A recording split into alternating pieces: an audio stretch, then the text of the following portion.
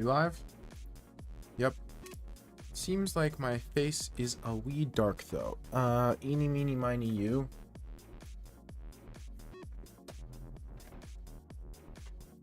Yeah, that looks like more like how it ought to be.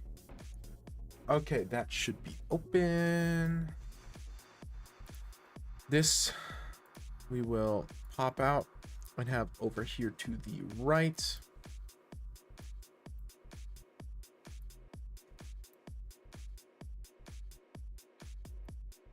And we are back to the status quo. Things are back to the way they ought to be.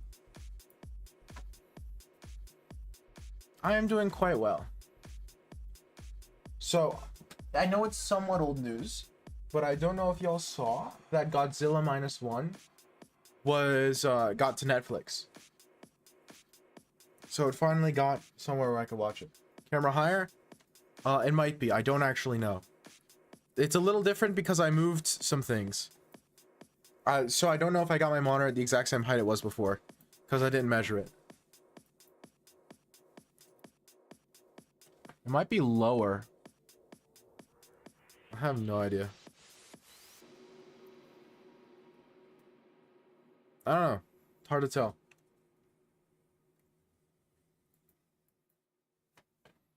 Hello, local. So like my DAC is back here now, and so I'll often be twisting to tweak the volume. Yeah, I watched it last night. And long story short, I ended up 43 on my movie list. I think. It was either 43 or 48. 43. Hello, local.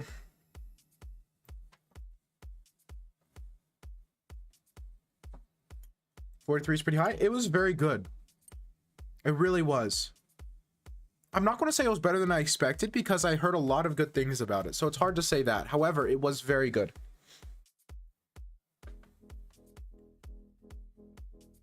Life after graduation feels pretty nice. Oh, yeah, I remember. I'm still waiting. I have like one more exam to do before I'm done with college for this year, and I'm looking forward to it. Cody College engagements dropped. I saw that they had dropped, but I haven't gotten to check what they are yet.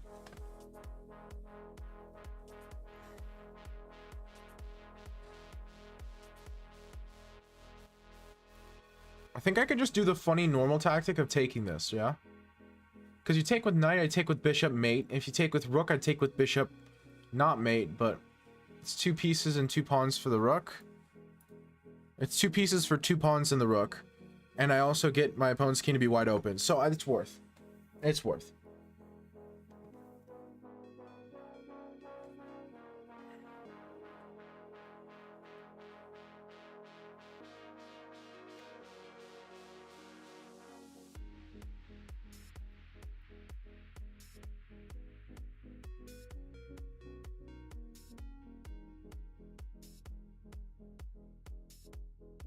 There's no reason to take the rook yet. I can just let it sit there for a second and suffer. I was watching YouTube on my TV yesterday and got multiple 60-second unskippable ads. We are approaching a dystopian society. Yeah, and it seems like YouTube is cracking down even harder on ad block at the same time, which is such a not unexpected, but difficult to watch development. I mean, YouTube ads have never really been that bad here, and they still aren't, but compared to the US. But they have gotten worse, I've noticed in recent times.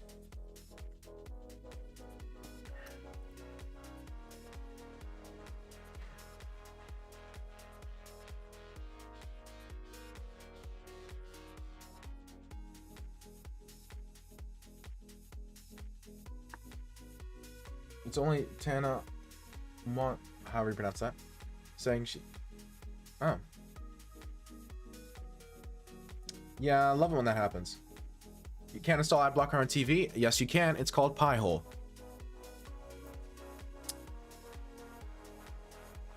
Does Pi-hole block YouTube ads? I actually should fact check that. It should.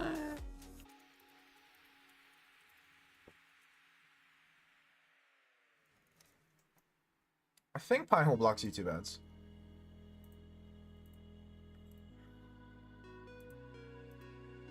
With just 960, there are 960 different possible opening positions. Yes, sir. That is why it is called that. Yeah, exactly.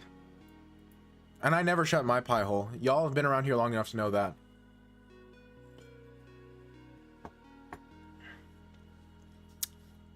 You can make network-wide ad blocker that blocks ads on every device on your network. That is a thing. I've actually done it on my network. That's how I know. What do you mean, Engineer McGee? I Googled it. Okay, Mudahar made a video on it. I set it up and now I have network-wide ad blocking. I'm not going to pretend I have any clue what I'm doing, but...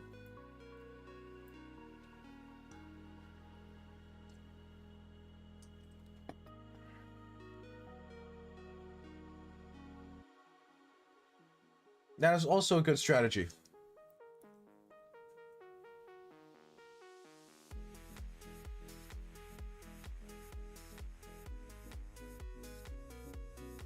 Huh, how do I do this?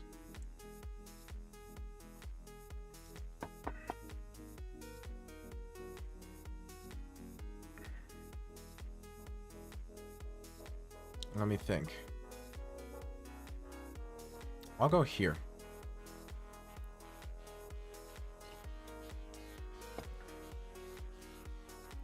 I'm just saying, you literally can install ad blocker. Well, you don't.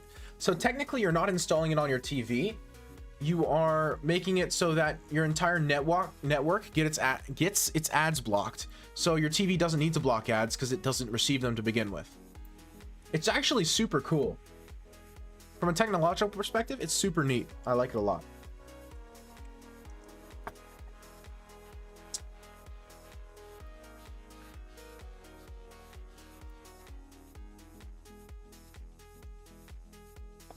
Why'd you get mad at it? What did it say?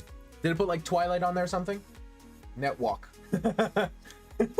Yeah, exactly. So, you know, like a network, except you feel like having Asian food, and so you need a wok pan. Pan. P-A-N. Hello, Anti. Netwalk. How do you do the colon 3 face? Is it how do you do it? So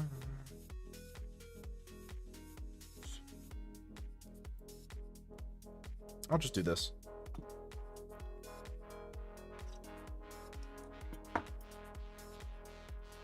Y'all are just jealous.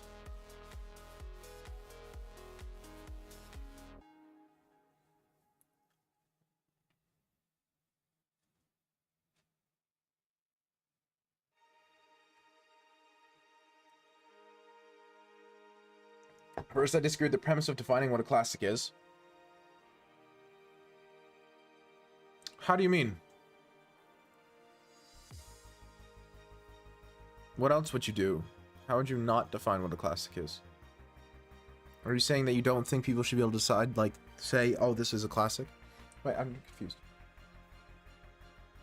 Oh, so you disagree with the criteria, and you disagreed with the choices.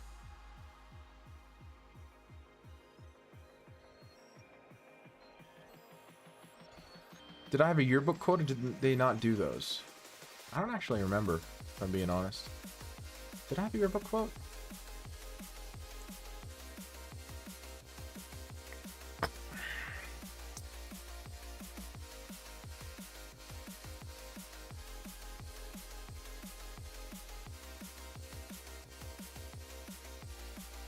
I don't think I did. I don't think we did a yearbook. I think that was an optional, and then I didn't because I just didn't care.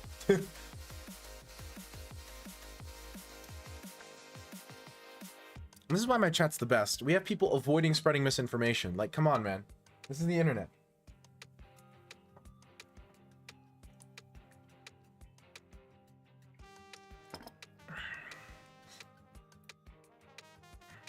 Oh, this I like.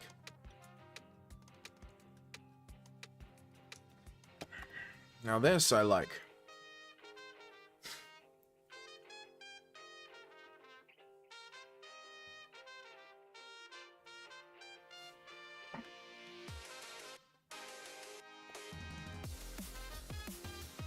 Maybe I should have taken the knight first. I probably should have taken the knight first.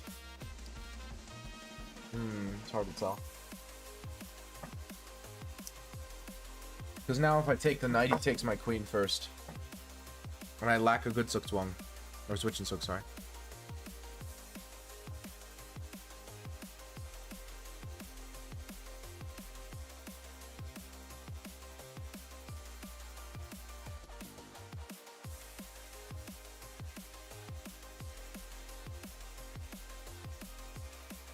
So the criteria is, first, the book needs to have critical or commercial success. Oh, that's already wrong. He's 0 for 1. Woo! Oh, that was the fastest L in the West. I see your problem.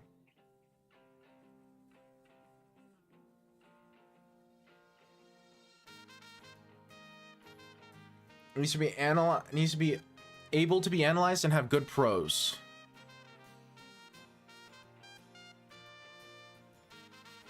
Okay, that one, I'm not going to say I agree with it, but I can see it.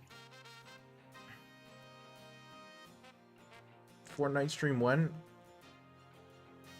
A gambling stream. If I ever do a gambling stream, shoot me because I'm a skinwalker, okay? Just, I want to get that out of the way. I am a skinwalker, shoot me.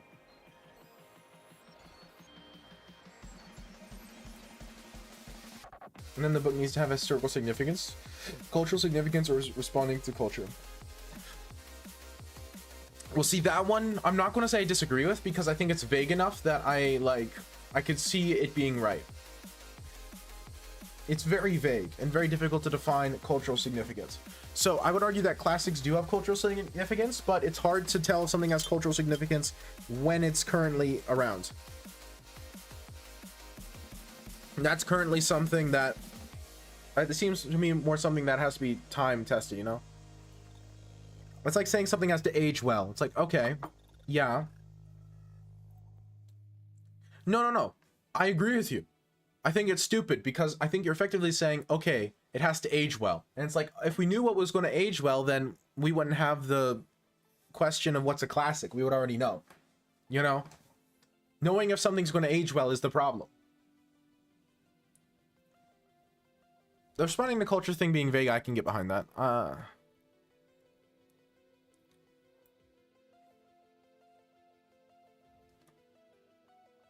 It's very vague.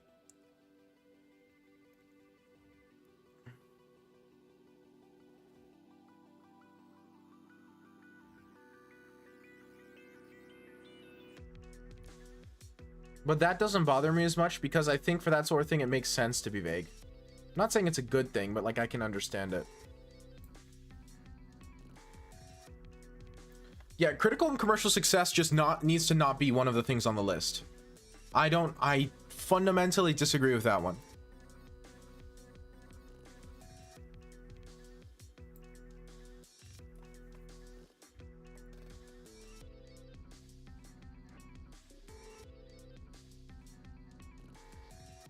I think I messed this up a little because I should have played f4 first. Wait, did I just play a normal game and not 960? Did I already mess up the stream? Literally first game in? Nice. Well, I'm winning anyway, so at least I can celebrate that.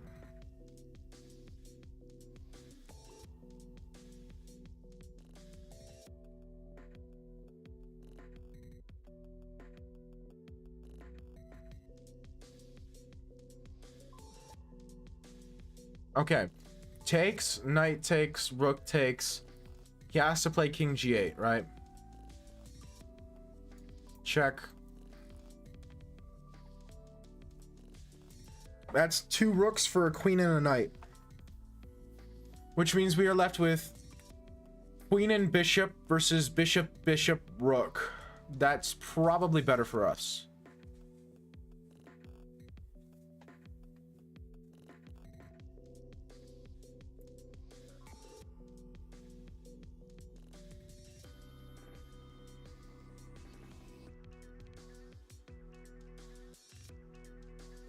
Oh no, because he can just move his king there. Oh, wait, then I have this. You know.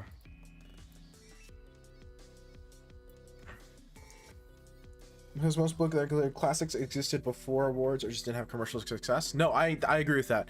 The critical and commercial success one is stupid.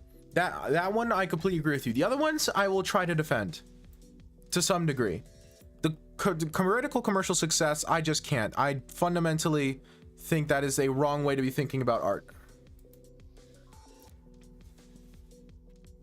I recently found a song that has a catchy chorus, but I can't suggest it to anyone because the title would raise a lot of questions. I think I'm going to Oof Myself by Elton John. Well, I think that would be true if it weren't Elton John. Because it's Elton John, right? So it's not like some random niche artist making that song, which would change things, I think. Nothing. That's my point. He's not an artist that's weird to like, if that makes sense. It's very normal to like Elton John. He's a very popular artist. And so you can get away with liking weird Elton John songs because everyone's like, okay, it's Elton John. You know?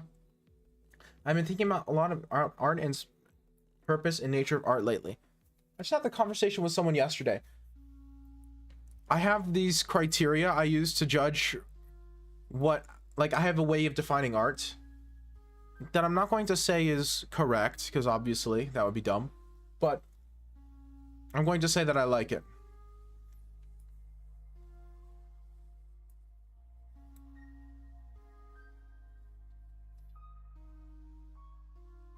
No, but what I'm saying is that the artist helps with the direct title, I think.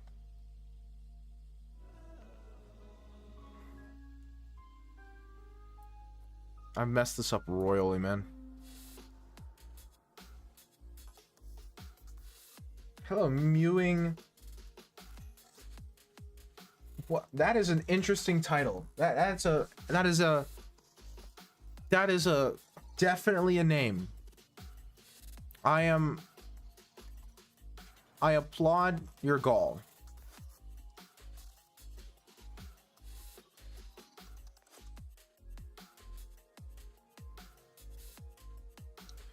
So, do you want to hear my two criteria that I currently have for deciding whether or not something is art? I have these two things, right?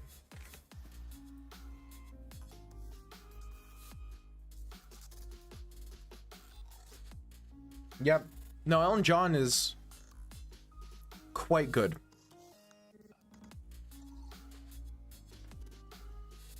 I'm so stupid. I could have just gone check. I'm not sure if that was good, actually. Oh, I'm so stupid. Yes, if it's 960. I was so winning as well. It's a shame. Okay. Because this is 960 day. I wasn't doing 960 because I forgot. Oh, so thank you. Mewing God Gritty for the follow. I wish that were the worst thing I've said on stream.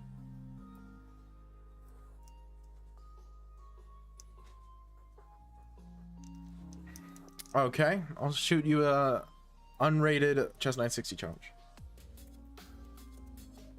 I think we talked that, but say it anyway. Okay, I don't think so because it's changed recently. Okay, so here it is. So there's two things. First off, I think it needs to reflect the human condition in some sense. Now that's a very, very vague and subjective point, but I think that's part of my point in adding it. It's intentionally a vague and subjective criteria because I think it needs to be. And so I think that's the first one. It needs to reflect the human condition in some sense. How do you find the human condition? The experiences of being human. Just any of them. Again, it's a very vague and subjective definition, but that's intentional. Right. And then my second one, and this is the one that I've thought of recently, and that's a little less baked. That first one I'm pretty confident on. The second one, less cooked. The way I've been thinking about it recently is that art can act, and I'm going to say should act, as sort of a emotional or ideological compression. I think I sent you a challenge sheet. Right? So what do I mean by that? What I mean by that is a poem can convey the ideas that would normally, with plain language, take multiple books to, right? Or maybe would be impossible to otherwise, but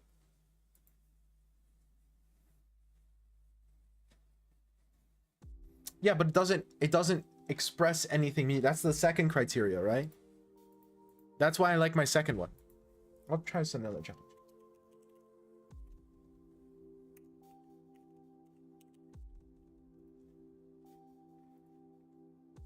This is going out of my brain? How do you mean?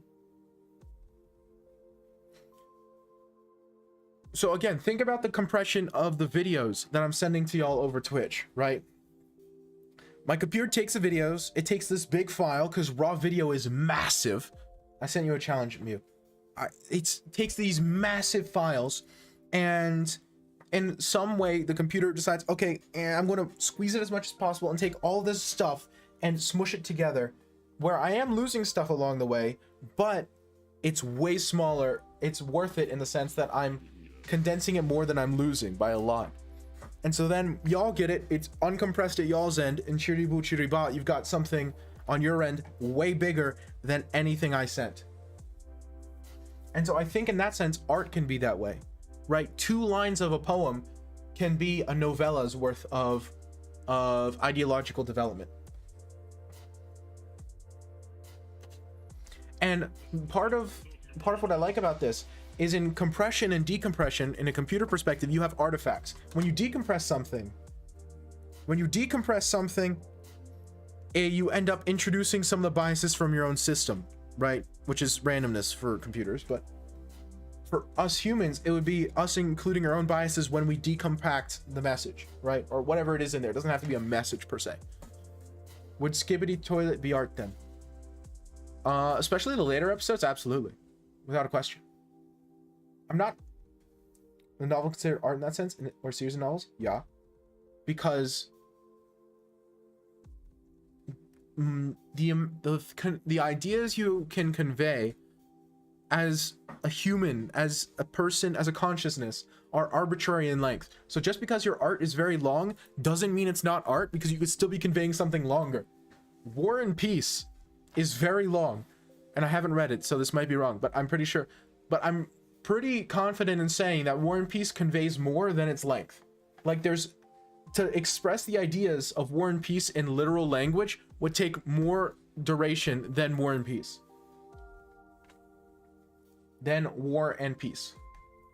That's my point.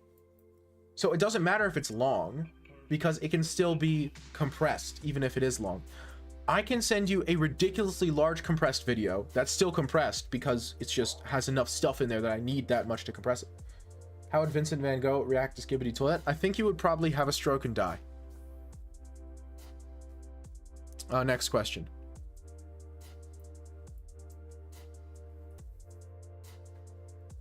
How about painting of nature that was made for the sake of capturing the beauty without an ideology or emotion connected to it? Well, if there's no emotion connected to it, that's one thing. And additionally, this kind of gets into the discussion of whether or not something can be accidentally art or unintentionally art, right? Because if the answer is no, then you can say, okay, because there's no intended meaning, then there is no meaning, and therefore that painting of nature isn't meaningful, and so it's not art. But I would argue that you're still compressing something. That something if it's human, and if you're doing it, then you're still putting something into it, even if you're not sure what that thing is. I've said this before, an artist can still, something can be art without the artist being aware of exactly it is what they're making, of what exactly they're making. What if the beauty is the intent? Well, that's still something they're conveying. They're conveying more beauty in that painting than would be able to be conveyed in just literal communication.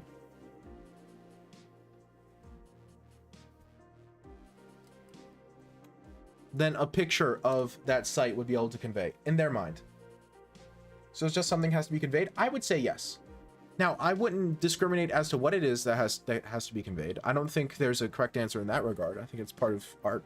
It's the fact that there is not one thing that you need to convey. Yeah. Again, I'm not saying it has to be anything meaningful or ideological or intentional, or it just has to be something. And I would say that it's almost hard to not make it something. It's almost harder. If you're a human making it, it's harder to make it include nothing than it is to include something. So I would say that's not a very strict criteria. Again, my definition of art is not very strict because I don't think the definition of art should be strict. Art comes in all shape and sizes. Yeah, no, absolutely.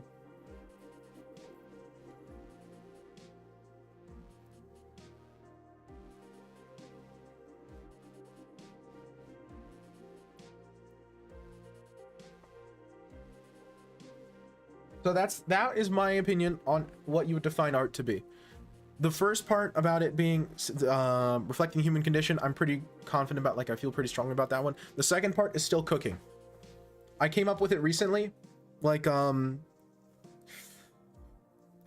days ago, and I've been thinking about it quite a bit ever since, but I haven't quite finished it yet. Yeah, so we have a very similar sort of definition of art.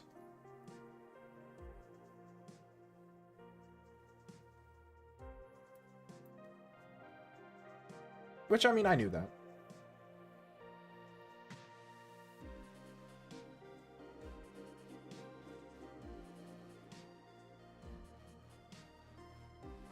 My difference is I almost think that it doesn't have to be intentional.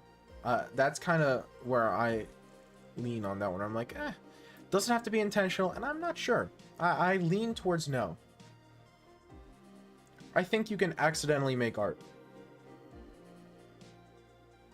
Or not accidentally, subconsciously. I think there's a difference. I think you can subconsciously make art. Maybe not accidentally, per se.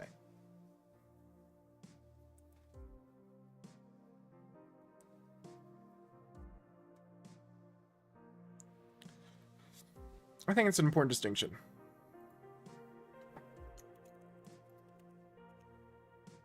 Yeah. No. I think you're right. I think subconsciously is a more precise way of putting that. I don't think it'd be accidental. I think it'd be subconscious.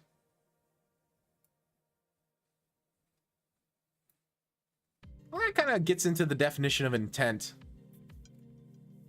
I don't think you can intend to do something subconsciously. I think that's kind of an oxymoron. In 2014, there was a monkey that happened to grab a photographer's camera and unintentionally took a selfie of itself. Would that be an example of art that isn't made with intention? No, because I don't think that's art. I would say that's not art. So I'm saying no because it's not art.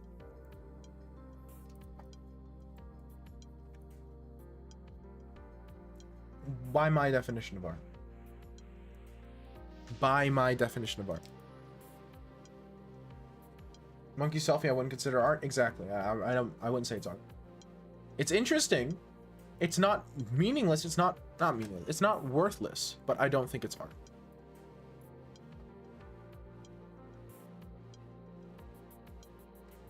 What criteria does a monkey selfie not follow? It doesn't reflect the human condition, I don't think. I mean, you could argue that it does, but I don't see it. For one, and for two, there's no compression of anything. It's just a picture of a monkey. Which additionally, because here's the thing, photography to be art, by my definition of art, has to compress something. There has to be something there, right? And so you can't just be taking a picture to kind of record something. Or you can be, and it can accidentally become art, but that's part of why I'm saying when unintentional art. Monkey. Fair point. It's art. I think it's subjective, largely, which is partially why I'm making the point I am, is because I'm saying, okay, I think it's hard to say what is and what isn't art, and so you end up ending in a place where you can kind of debate. You can debate what art is. It's very difficult to objectively say. There are some clear examples of art and not art, right? But then there's also a lot of unclear examples.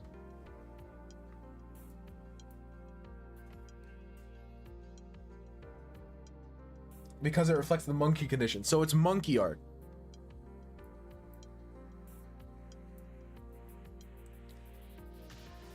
Yeah, I guess I'm being speciesist by making it so that the only art I allow to be art is art that reflects the human condition rather than condition of other species. I am okay getting canceled now.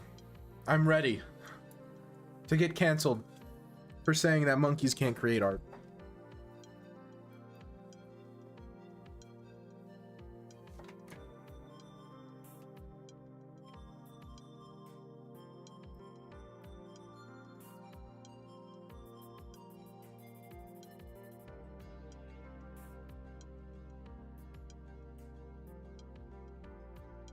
This is kind of bad for my opponent. But I have some stuff to say about this game, so this will be educational if nothing else.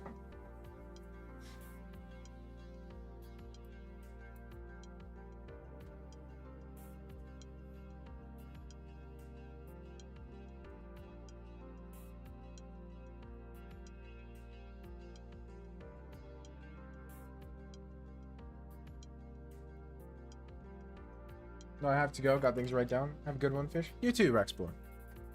Yeah, again, so I could be very wrong about this. This is, like I said, especially the second criteria is very much still cooking. And I will likely change my mind on, at the very least, the wording, maybe the entire concept before I'm sure about it.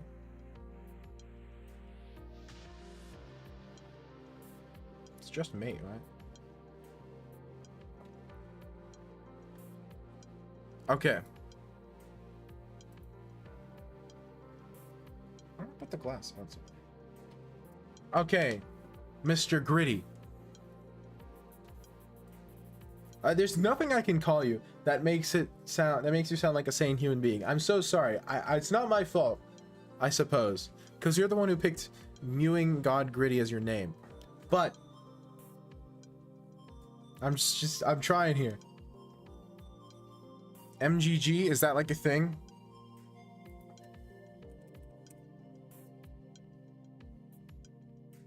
Okay, there's no like important thing that MGG stands for. Okay, MGG. No, that sounds terrible. Okay, so I got some stuff to say. First off, let's give you the rundown, because I have this giant database.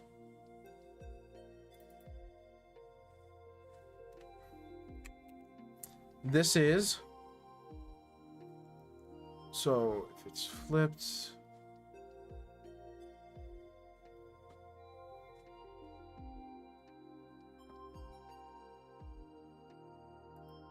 yeah, okay.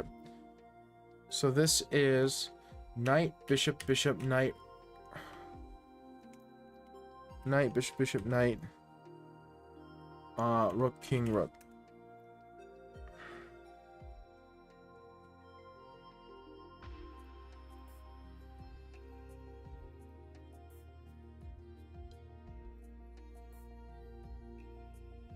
Knight, bishop, bishop, knight, rook, king, rook, queen. Okay.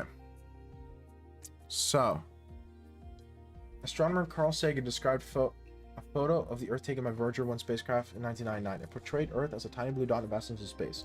Would that photograph be considered art?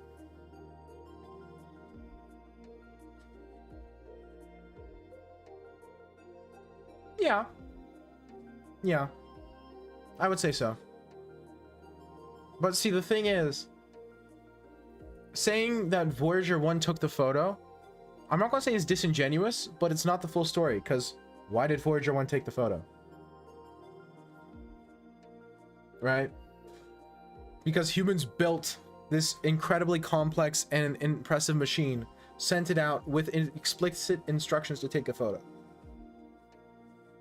I don't think it's controversial to say humans took that photo. You know what I mean? It's not like the monkey thing. Number one. And number two, I think it very clearly displays something about the human condition. I think it pretty clearly matches the criteria. I could be wrong. There's debate. Okay, so this position.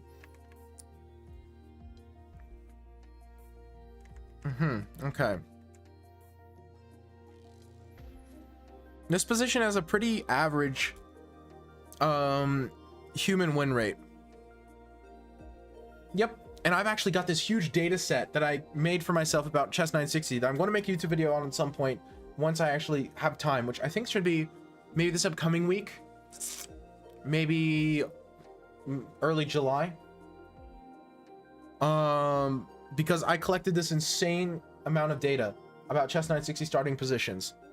It might just be the most complete database on the planet about it, which would be pretty sick. Anyway, look again at that dot. That's here, that's home, that's us. On it, everyone you love, everyone you know, everyone you've ever heard of, every human being who ever was, lived out their lives. The aggregate of our joy and suffering, thousands of confident legions, ideologies and economic doctrines, every hunter and forager, every hero and coward, every creator and destroyer of civilization, every king and peasant, every young couple in love, every mother and father, every hopeful child, inventor and explorer, every teacher of morals, every corrupt politician, every superstar, every supreme leader, every saint and sinner in the history of our species lived there, on a mote of dust suspended in a sunbeam. Carl Sagan quote about that photo. Yep, sounds like Carl Sagan. Okay, so this has a pretty average win rate for white and a pretty average win rate for black. Maybe a slightly below average draw rate, but just maybe. So this is a very average equal starting position. E2, E4 is by far the most common first move, followed by D2, D4, followed by G2, G3 for white. For black, E7, E5 is most popular, followed by G7, G6, followed by C7, C6.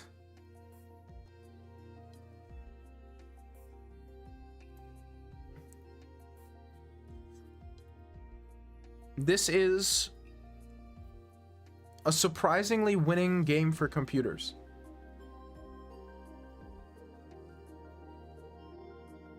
This position, despite being evaluated as very equal, the computer has more of an advantage than it normally does, it looks like. But actually, no, it's pretty average in that regard too. It's just surprisingly non-drawish. That's the big thing. It's shockingly non-drawish. So despite its equal evaluation, it's very non-drawish compared to other chess 960 games. And that's reflected both in computer win rate and in human win rate. So it's a very sharp position, if an equal one.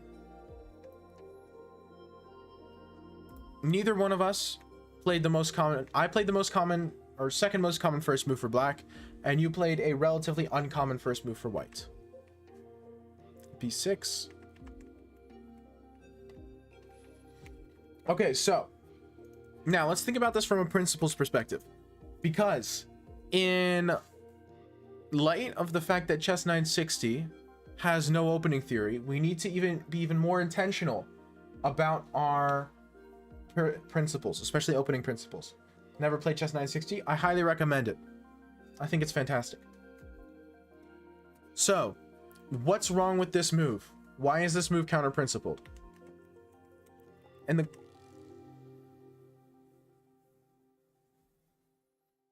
it's not immediately obvious, but the reason is because it blocks your central pawn, which this pawn really does want to move. You know how in queen's pawn positions, you often don't want to play knight c3 because you want to move the c pawn so often? So playing knight c3 so early, what's intimidating about it, local? What's intimidating about it, local? So in a similar sense to in queen pawn positions, how you're blocking your own pawn's development by developing your knight to c3, in this position you're blocking your e-pawn's development, which is a pawn you do want to move. Understanding castling in it? Well, I'll tell you exactly what it is. Whenever you castle, your king ends up on the same squares as a normal chess. That's it. That's the rule. Wherever your king would be in normal chess, that's where your king ends up in chess 960, no matter where it starts. That's it. That's the castling rule. So for example, in this position, if I castled short, my king and rook would swap places. And if I castled long, my king would be here and rook would be here.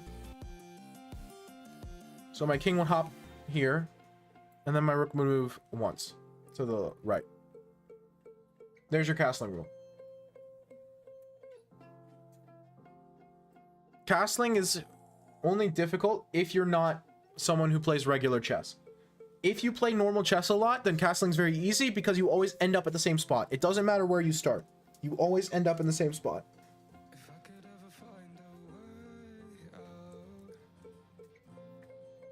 And it's equally easy because the chess 960 always has the king in between the two rooks. So you're never going to have a position like this starting position where you get some weirdness. No, it's very clear, very unambiguous. You castle and end up at the same spot. Always. There you go. So that's why in this position, I never castled queenside. Because in this position, if I castled queenside, I'd hop my king right up opposite his rook. Now, castling kingside is an option because it just connects my rooks immediately, but... So, for example, a completely legal move in this position would be castling move 1, I believe. Is this because this is kingside, right? Yeah. Should be, yeah. Move 1 castles. Completely legal. Same for white. So this game could have started castles, castles. And that would have been reasonable. That would have been completely legal.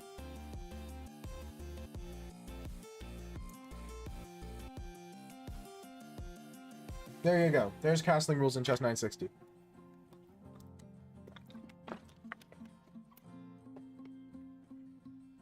It's funky because it's difficult to get used to because it's a little unnatural at the start, but it is, if you like have to intentionally think about it, it's not that bad. Okay, so back to the game. So he blocked one of his central pawns. Meanwhile, so another interesting thing that I've noticed about chess 960 as a general principle, if there isn't a bishop on the same diagonal, opening up a fianchettoed queen is always the right move. I mean, it might be an exaggeration, but like,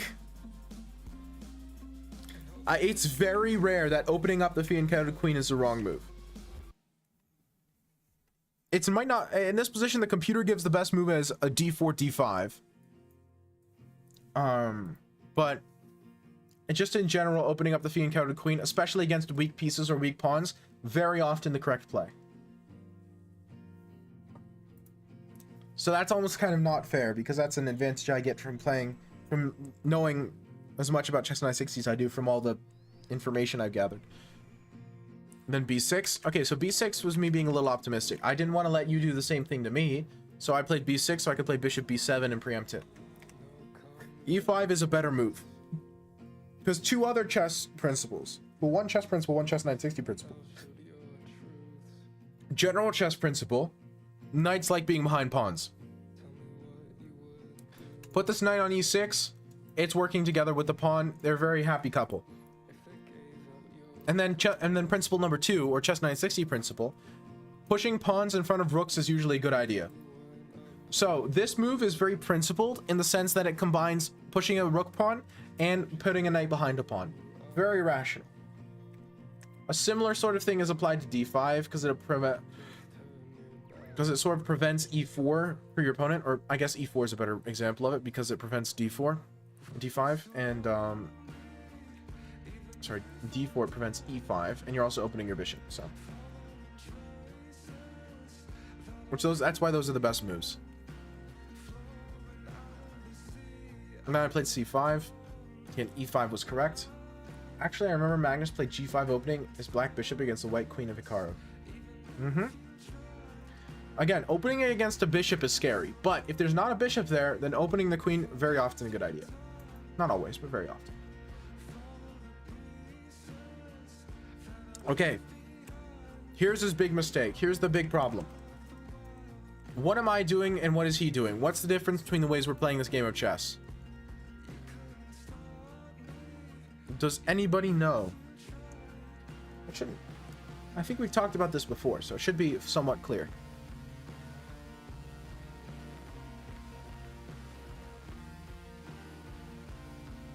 What's the difference in the ways me and my opponent are playing chess?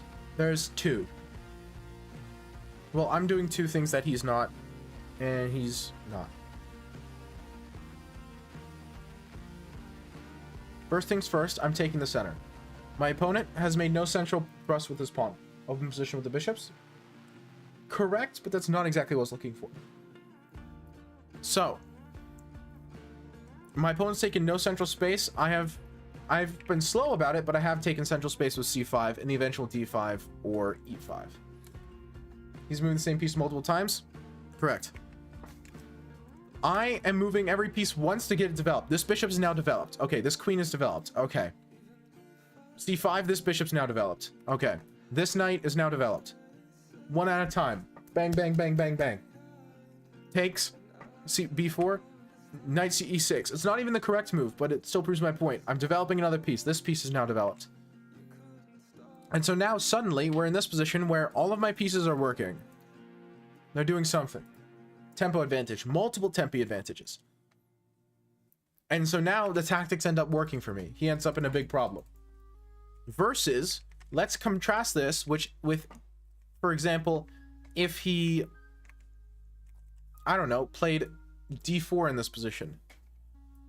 I probably would have, I don't know, would have gone for the same thing. It's hard. See, now it's harder for me. He's done something. He's blunted my queen, and he's prevented my most natural move. Already things are, not bad for me, but now I have to think. I didn't have to think before. And see, the computer is recommending moves f5, h5, and f6, and that shows how difficult this position is. Those are not natural moves. What I would have played is probably, I actually don't know.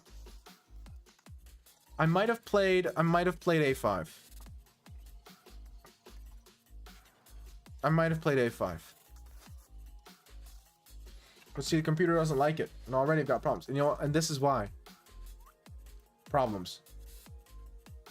And which is why h5 is important, to prevent knight g4.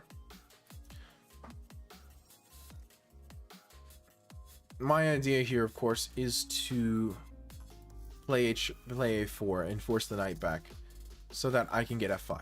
Right, that would be my plan. However, it's not correct since he has knight g4. So how interesting is that? One move and the position's completely different. Everything changes. Instead of knight d4, which invites my plan and fixes my position and forces him to play another knight move, play this move, open up your other bishop, and have a concrete threat, and also prevent my idea. Huge difference. Huge difference.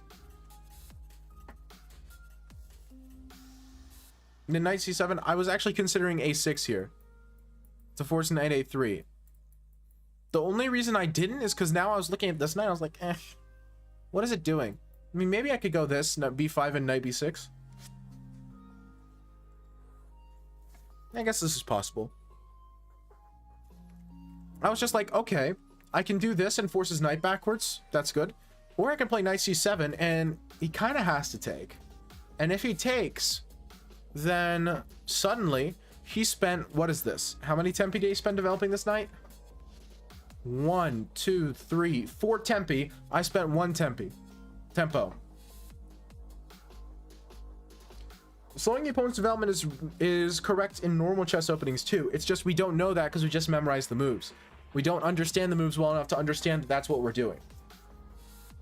So he spent 1, 2, 3, 4 moves with the knight. I spent 1 move with my knight. So I traded 1 move for 4 moves. That's a winning trade. That's an advantage. And now he's biting him in the rear because his pieces aren't doing anything.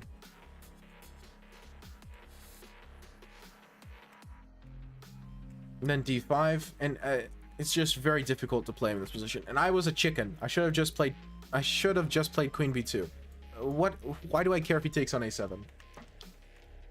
I was a coward. Okay. And it's just all very over here.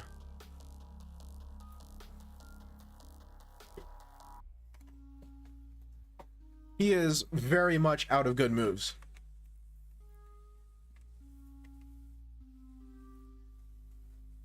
Oh, this was just mate. Doi.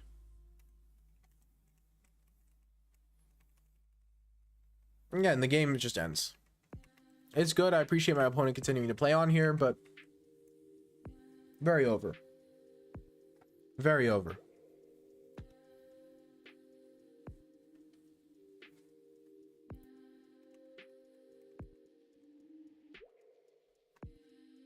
Again, because we don't have actual openings in chess 960, we don't have theory. You have to be even more reliant on your opening principles. Which I like. Have you seen the Hikaru Alireza drama? There's Hikaru Alireza drama. What happened? I deleted my Twitter account, so I'm a little bit behind.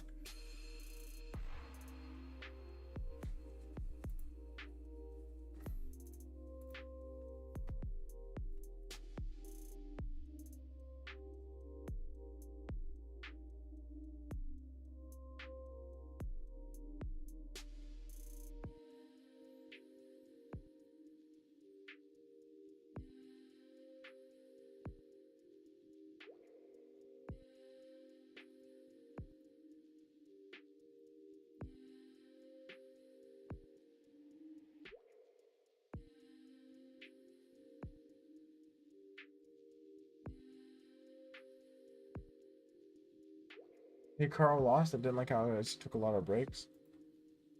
Oh, okay. Hikaru mad because bad.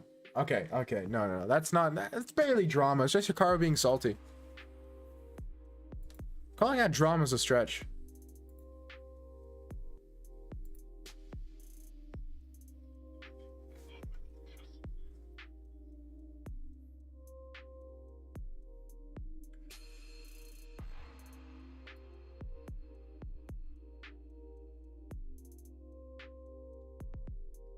I am sure this is exactly what happened, local.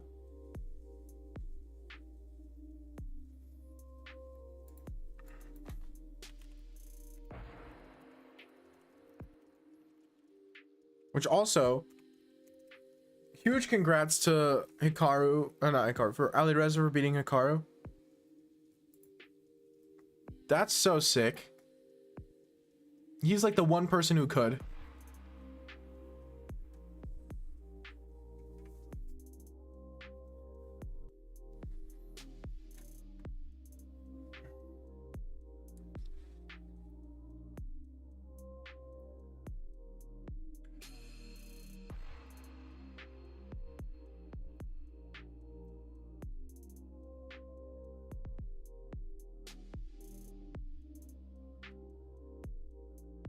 Okay, let's see.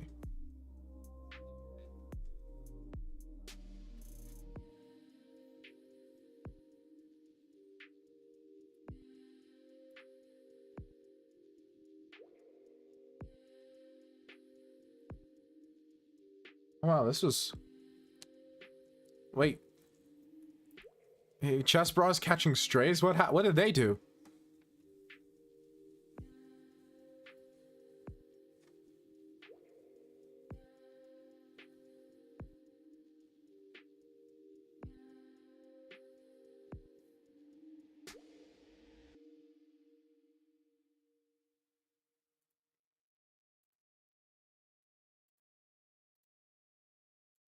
Yeah, but okay, so correct me if I'm wrong. Like, I could be completely out of line with this, but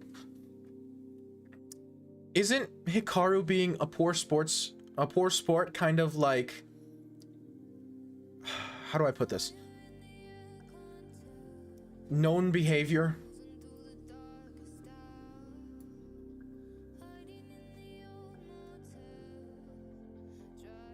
Well, I know they've had beef for a few years, but I'm just talking about Hikaru in general being a poor sport.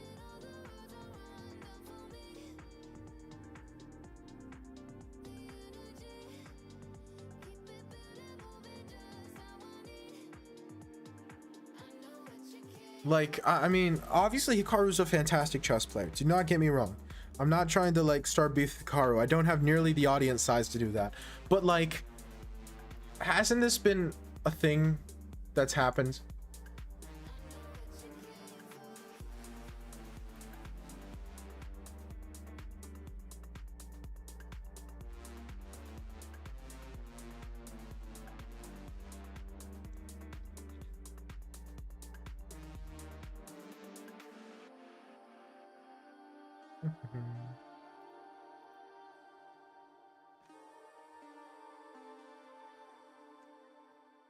Yeah, I believe so. There's a funny 2009 clip of Hikaru saying, like, you serious? Let me find it. Yeah, I've seen some stuff, man. I've seen some Hikaru stuff. Hikaru didn't play well. I tricked him a lot of games and outclassed him in openings in some games too. Fallujah is an incredible bullet player. I've always said that there's only like 5 players on the planet Earth who can play bullet chess as actual chess and not as gambling. And it's like Hikaru, Magnus, Alireza, Naroditsky, and Andrew Tang. You know? Like everyone else is just like throwing pieces. I mean, obviously I'm missing some people in that list, but you get my point.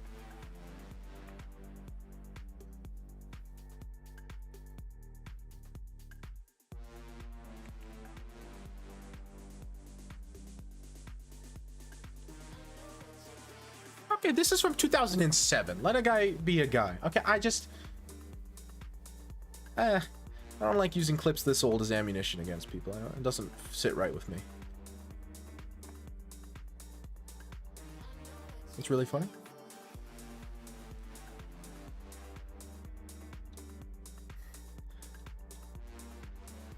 The funny part is I met people exactly like this at tournaments.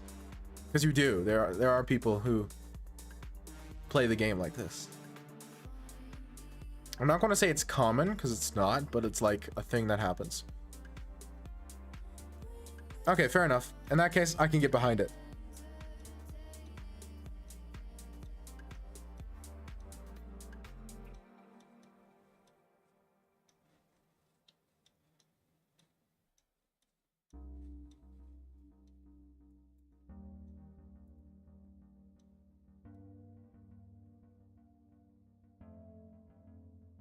You serious?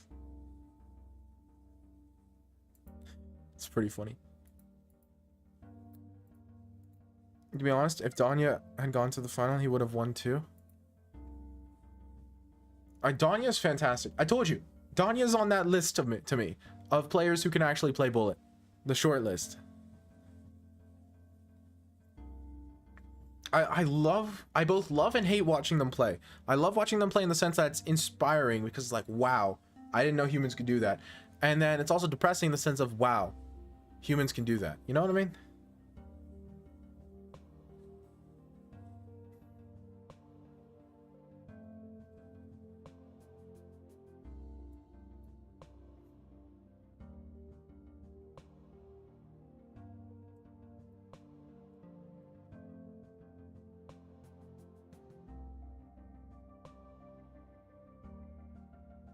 Danya and Time Scrambles is scary. That's what I mean. Danya's insane.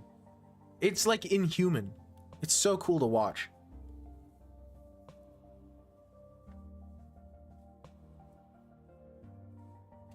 If I can get my bishop into the Fianchetto, then I'm not going to ever get checkmated. So that's my goal here. There we go. Made it.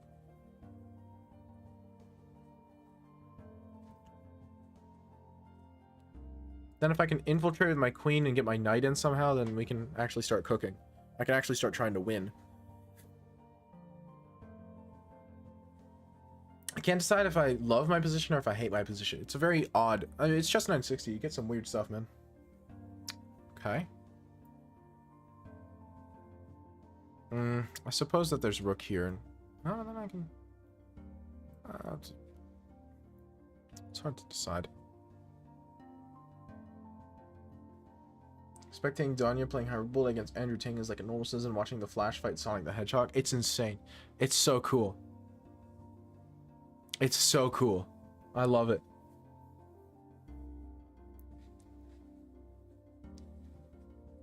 It's like that scene, you know, the scene from the beginning of The Matrix where it's like, he's beginning to believe, you know, and like,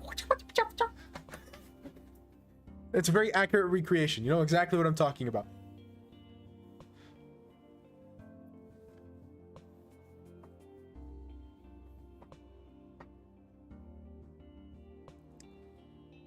It's wildly impressive.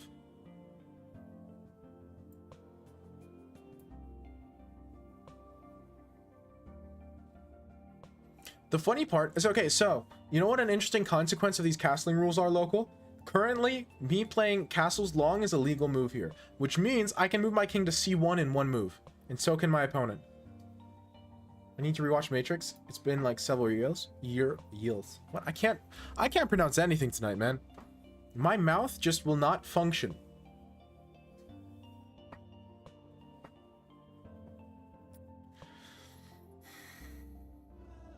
Oh, that's funky. Thank you so much. GGSKFBFI FBFIKEHFJD for the follow. Nailed it.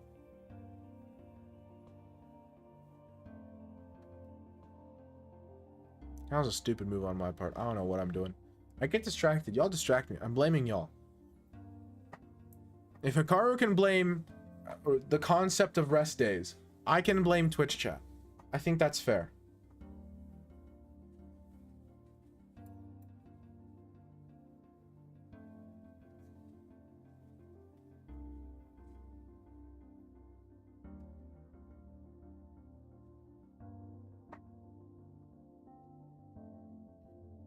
I can't be shooting strays like that when I don't even know what happened in the drama.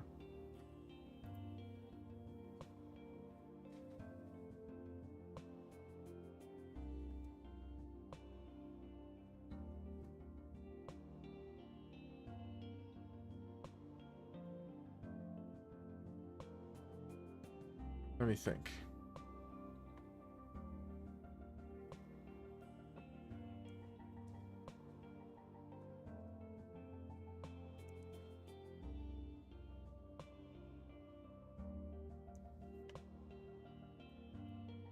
Let me think.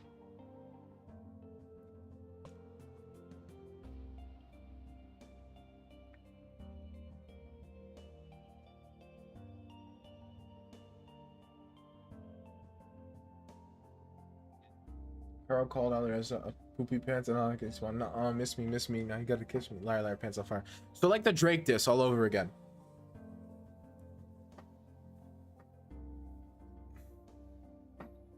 It's like the Drake Kendrick beef all over again.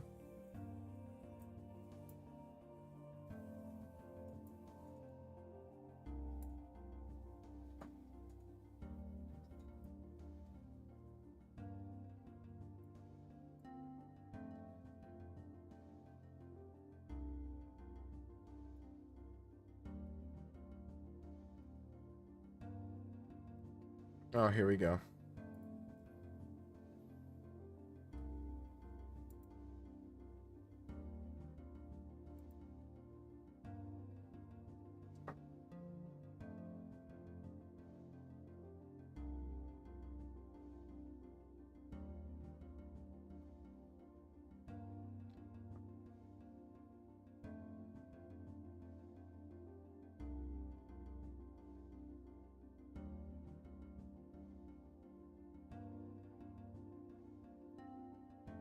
What?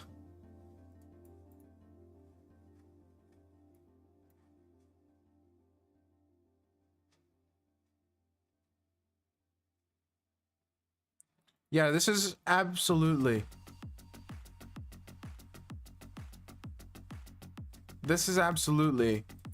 a mad cause bad. Or not mad cause bad cause you lost. I'm sorry.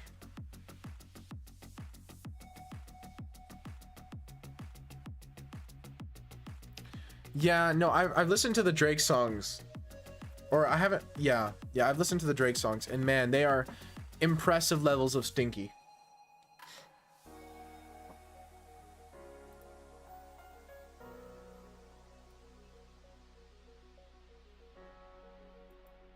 I did, and I really hate that I did. I regret it. I regret it every moment of my life.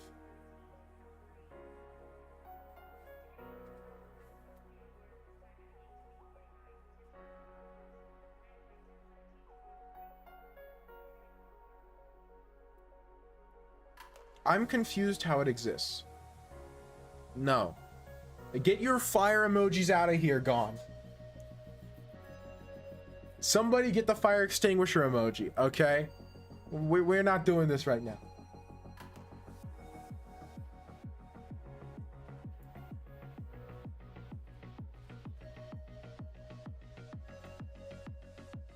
No, I have not, but that title alone makes me deeply afraid.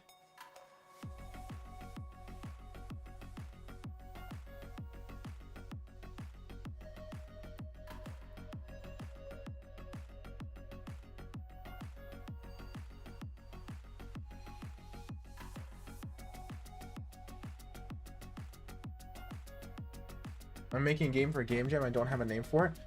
Ooh, what game? What game jam? Talk to me. I love this sort of stuff.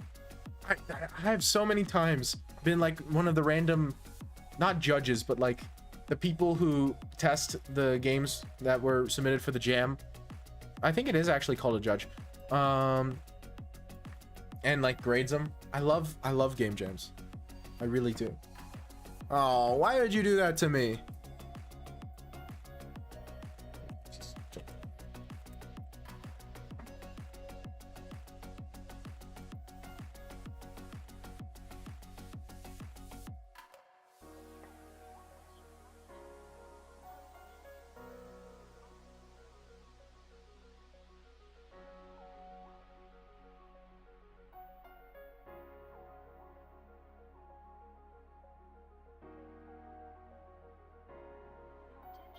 Oh yeah, this is terrible.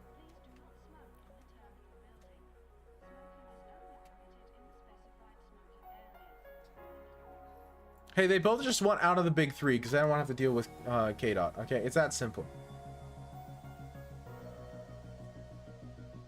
It's a bullet hell where you play as a random dude who's just there while a knight fights a dragon and you swoop in and take the credit and you get immortalized as St. George. Sounds fire.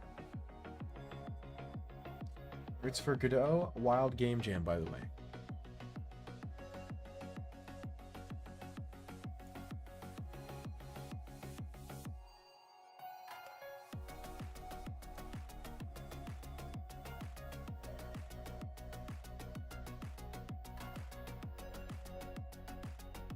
Sounds fire.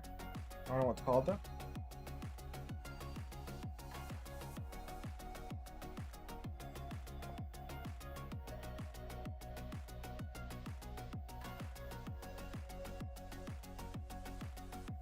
I mean, you could go a few different directions with it, right?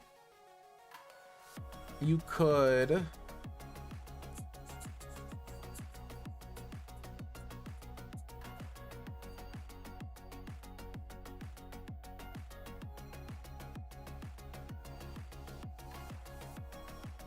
Just say I'm trying to win.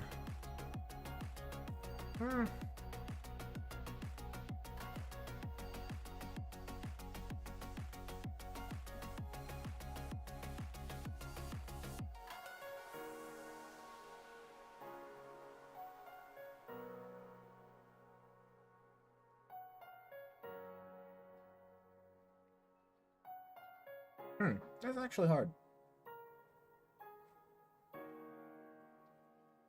So wait.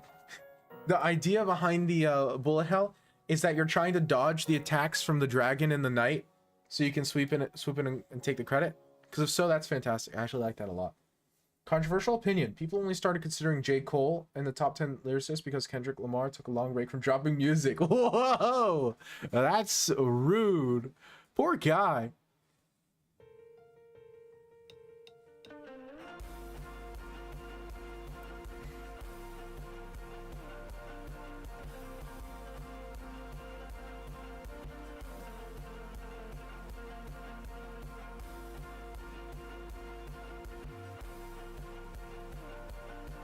J. Cole low-key trash. He's not trash. Okay, come on. Come on, you guys.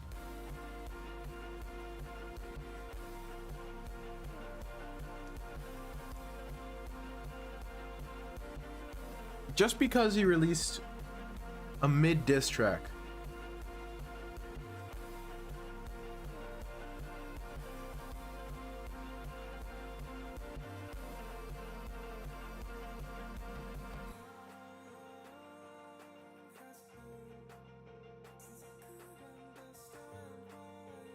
Okay, that song was terrible, but come on.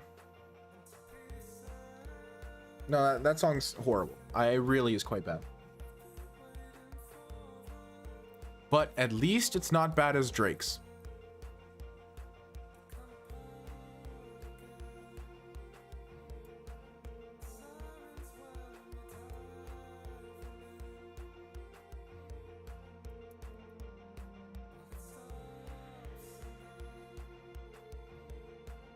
That was a stupid move on my part.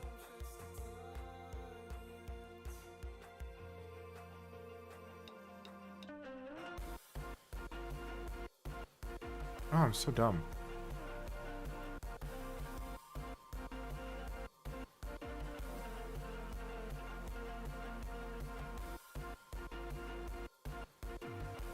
Okay, never mind.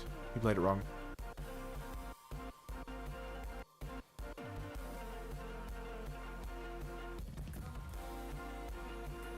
I'm still probably losing, but...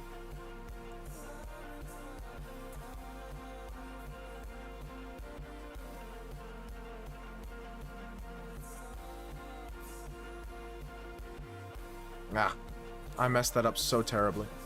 I can't believe myself today. I'm messing up every chess game I play. Ridiculous. Would you mind linking the game, Gon? You don't have to if you're not comfortable doing it, of course. I completely understand. I'm just, you know.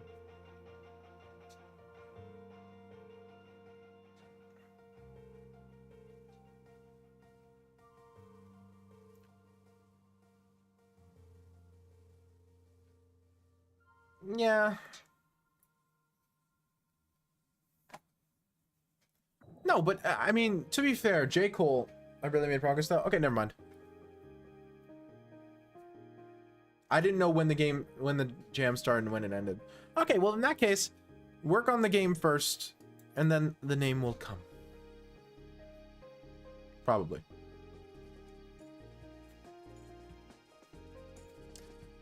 I'll do it this way.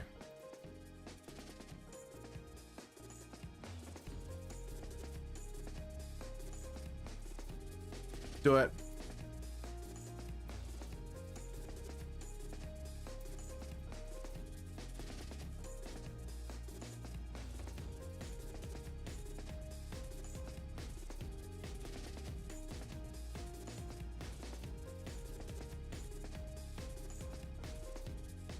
It's a really fun idea for a game, though. I actually quite like that one.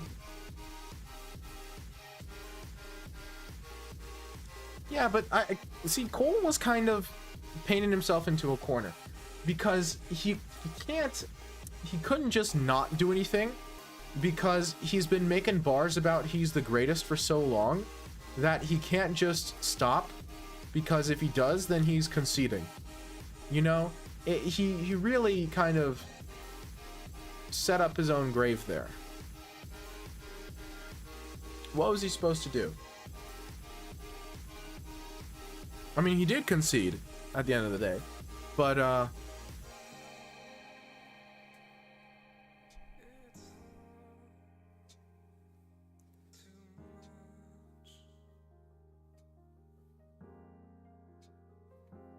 my opponent is just throwing pawns at me, man. I'm not complaining, but that's my point. He couldn't. He, like, if he led with I'm not stepping into this beef because I ain't that kind of guy, I don't want to be involved in beefs, then he would still have the problem of, oh, well, you can't have all these bars about how you're going to win every beef and then step away from the first beef that comes to you. You know what I mean? Like, he would have had that problem regardless. Now it's like doubly so because he tried to release diss and then failed and then apologized and was like, it's not me, bro. Which, to be fair, I believe him. This isn't me saying, oh, he's just lying because the diss was bad. I don't actually think so. I think that was a genuine, yeah, this isn't me moment for him. It's just really is bad for for a rapper who tries to claim that they're the greatest.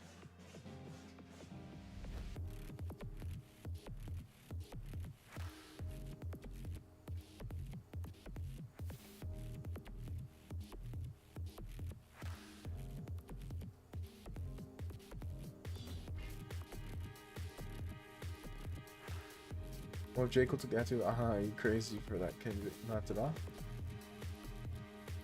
It would still be seen as cowardice, because it really would look like cowardice. At least to me. Again, the problem was that he spent so long rapping about how he's the greatest. You can't, man.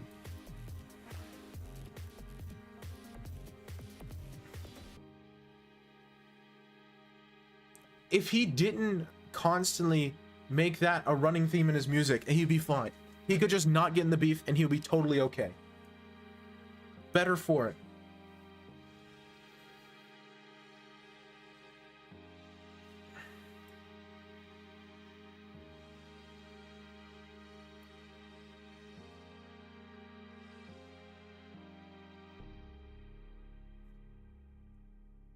That's just, at this point, not the persona he painted. And so doing it after the fact looks fake. Queen blunder? No, because the bishop guards it. I wish. But, nah, I'm just up 2 pawns. No, I didn't see bishop. Neither did I at the start. I got a little excited, but then I came to my senses.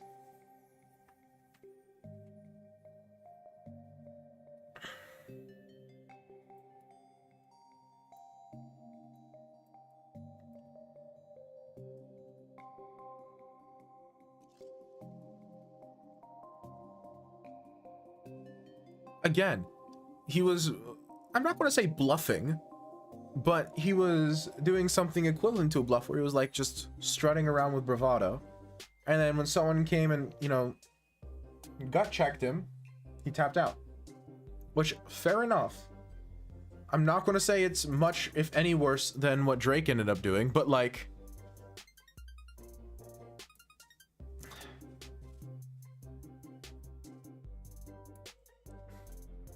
you gotta call it what it is, you know?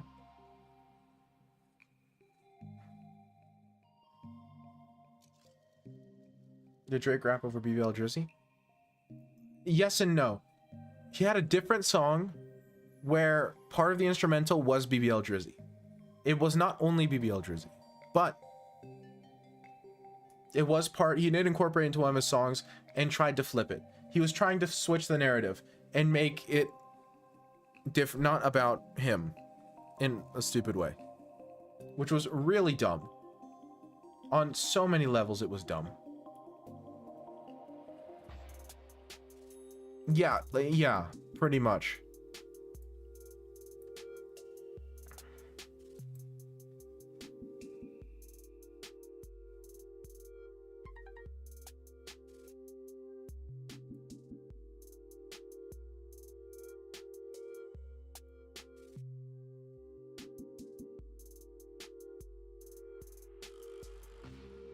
Yeah, because like he's alive. And that was the big news, is that Kendrick Lamar has not died.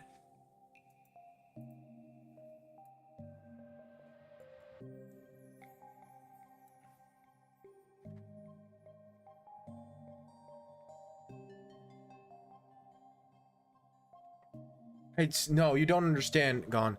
It's, he was trying to make it about how he was so, not just wealthy, but also like influential and like speak with the ladies. That's like, oh, I'm BBL Drizzy because I pay for my girls to get cosmetic surgery. But the way he did it was so slimy sounding.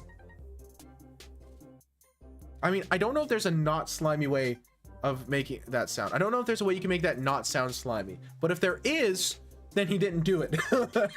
Because, man, it was a bad look.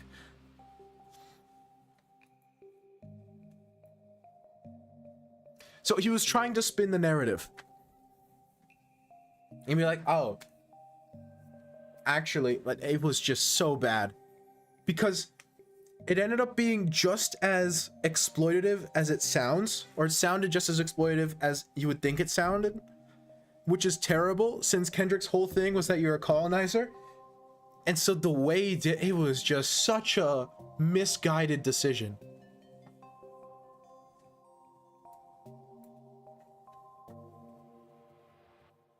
Yeah, it was impressively dumb. I'm not sure what he expected, if I'm being honest with you. I don't know, like, what the thought was. I don't know what he saw as being the good outcome of that.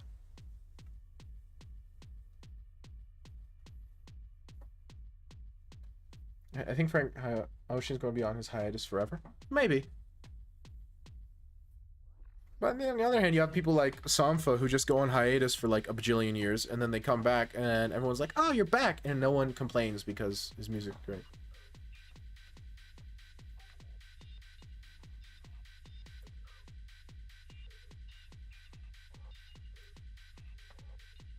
I have not. I haven't seen the old one, so I definitely haven't seen the new one.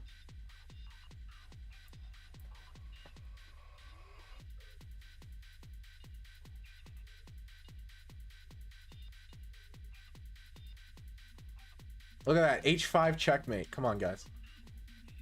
Flying Friends is such a W show. You have to. I'm still working through Dark. I don't watch that much TV because honestly, for me, most shows aren't worth it. It's so much time investment, and usually it's for so little. The exception was like Breaking Bad, but even that was really slow. Probably slower than I would have liked, but it was still very good. I can't really say that much bad about Breaking Bad.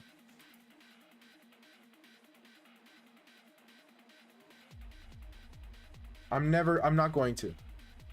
All I said was that it was a little slow. Also, how deep into it are you?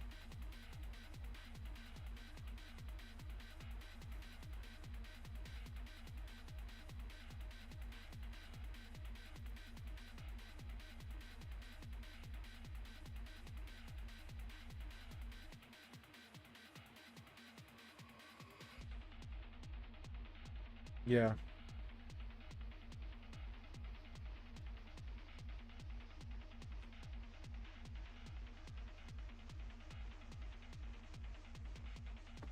Yeah, so this was good the entire game. Season 3, episode 8. How you liking it so far?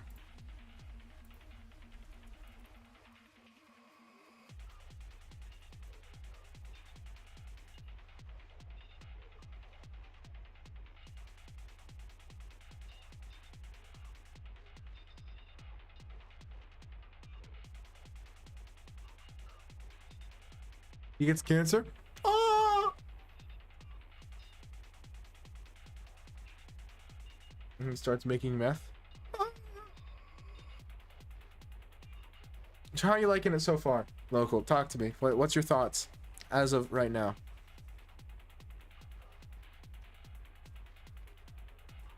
I like it.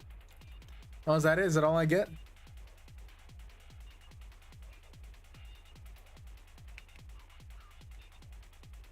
Yeah, Night See-Through is an atrocious move.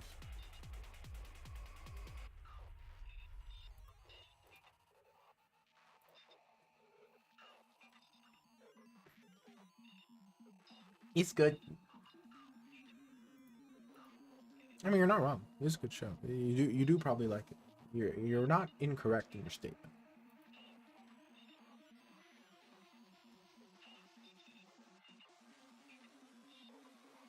Look at this starting position. There's just a casually hanging pawn. Chess 960, man. My favorite characters are Hank and Gustavo.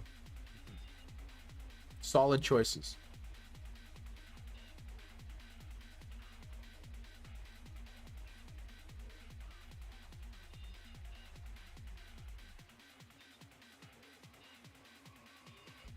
Solid choices. Flip the board. Your face. Okay. So I'm going to tell you a non-spoilery fun fact. Okay? This is a fun fact about Breaking Bad that only applies to season 1. Okay?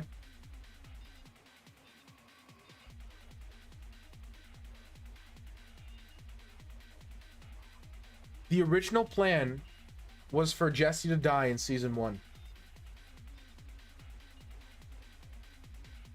Up until like they got pretty deep into filming, the plan was for Jesse to die in season 1. And to basically be the character motivation for Walt moving forward.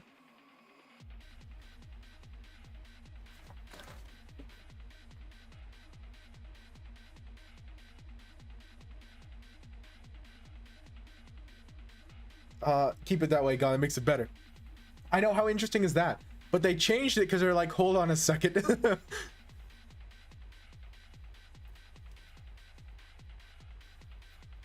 Because basically they realized that they had something special, you know?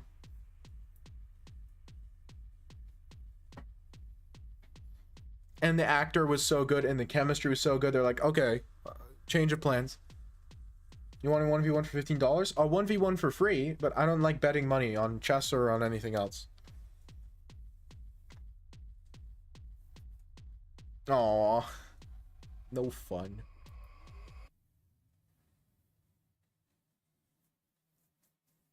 I appreciate the offer, though.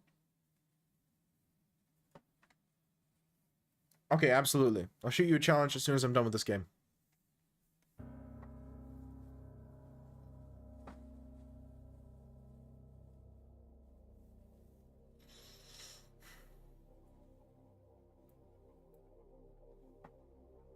$200 for one of them, but they turned out to be a cheater for one of their videos.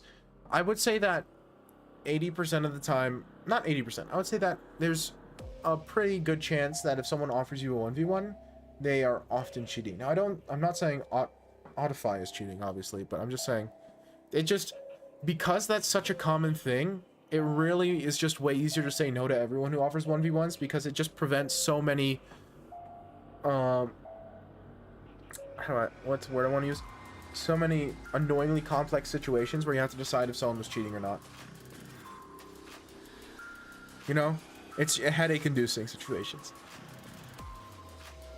And I'm not saying like every time I lose it's because my opponent was cheating. I'm just saying, you know. Can't play Roblox chess no more to goof around. Has too many cheaters. Yep. Because it's hilariously easy to cheat in chess if you want to, you know?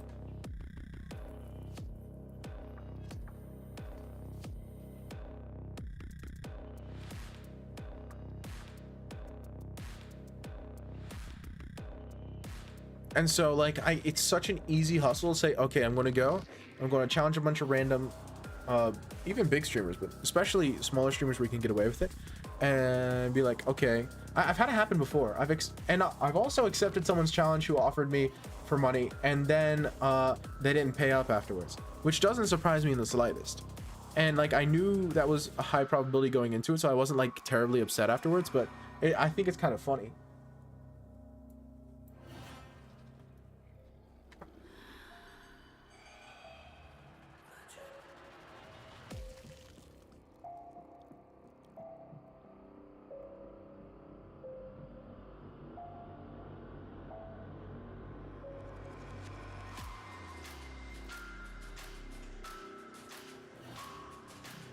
You know, it's just the whole thing where it's difficult to have accountability plus anonymity, you know?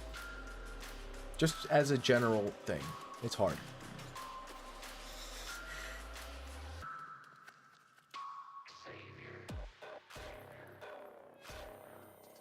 I was playing Roblox chess, and my opponent was playing insanely good, but every move had the same amount of time. Afterwards, when I asked what opening they played was, they were like, I don't know. I wonder why. People are trashing Fortnite chess, though, at least. I wonder why that is. I wonder what the difference is between Fortnite chess and Roblox chess that makes it so one group is better at cheating than the other.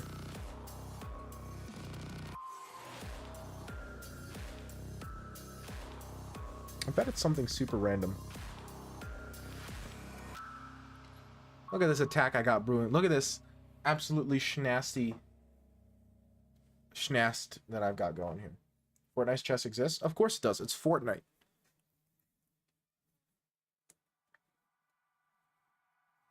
Fortnite will cross over with everything that can theoretically make it a non-zero amount of money.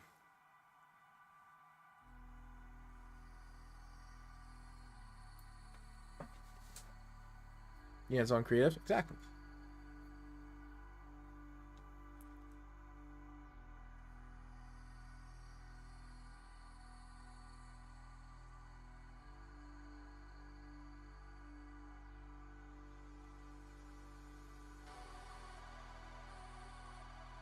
Roblox chess has a decent amount of players, like consistently 1,000 players at any given time. That's actually pretty funny. I mean, it makes sense.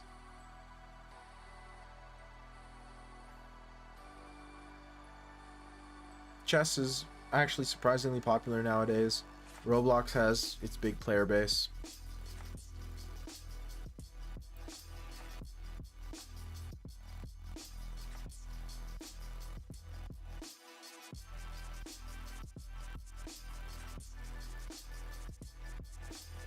Yeah, I think this is correct.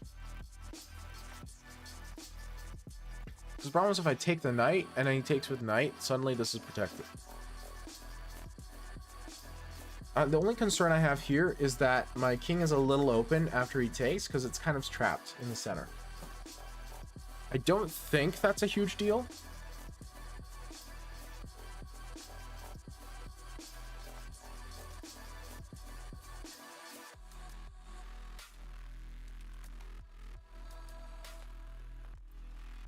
Takes.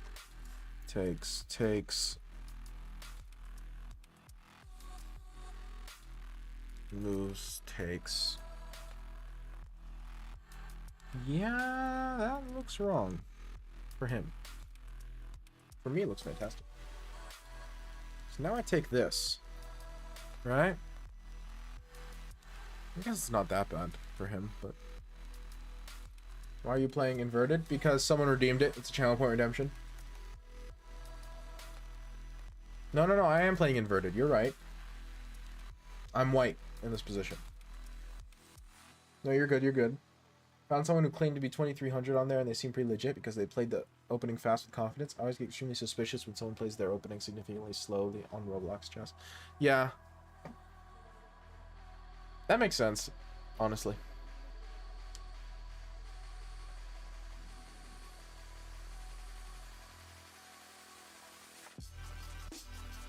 This is part of the reason why I like playing chess in person so much more compared to online, is because in-person chess, you really don't have to think about that nearly as much.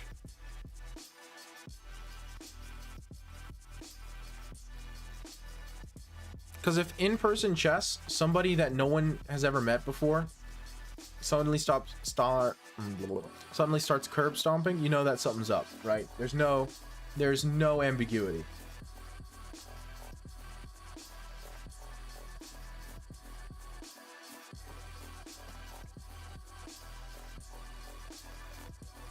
And then you can be kind of not subtle, but like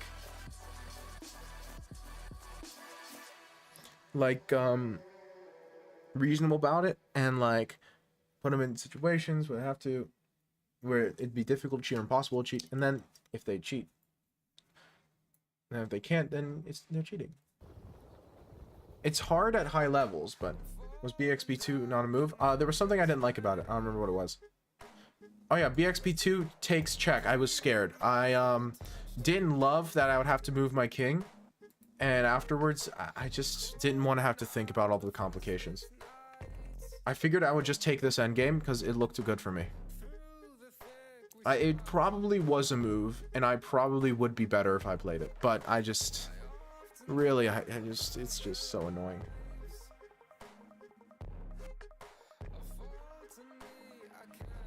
I'm like, I could go for that, or I could play a pawn down endgame where I have a big king safety lead.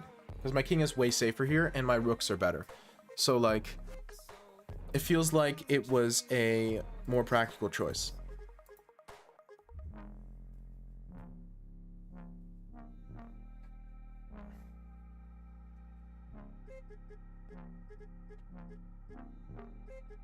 Well, I'm not winning. Maybe I'm winning. I don't know. It's hard to say.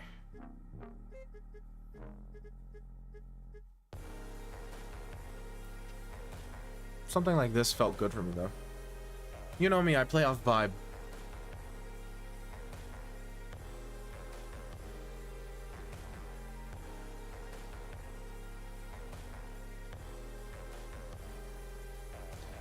But honestly, I'm so used to playing online that over the board, I feel like I'll be worse. Test it out. See what happens. Try it. If you have a local chess club, go to it.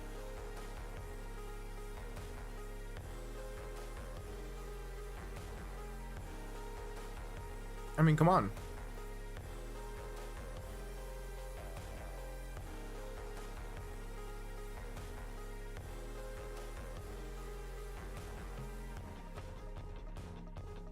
There's like no game review. I wouldn't know if I even play good.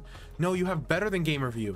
You have like crowdsourced review where you and a bunch of people all get together and try and figure out who played well and who played poorly. It's so much better than game review. Okay, takes check. I mean, I can win my pawn back and go into a slightly better rook endgame, right?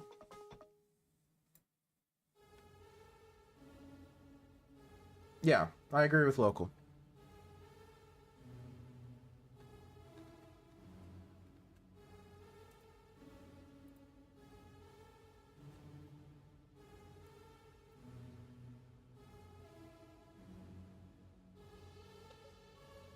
Yeah.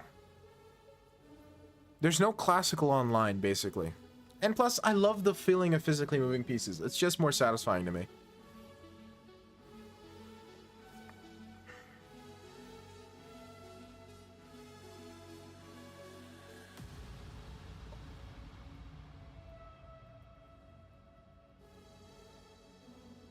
Am I stupid? Yes. I am stupid.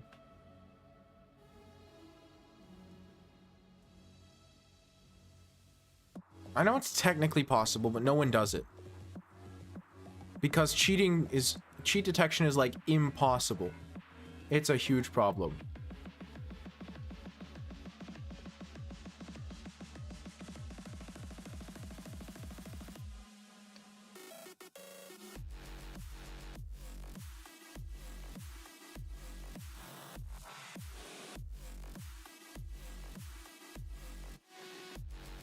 Yeah, I severely messed this up.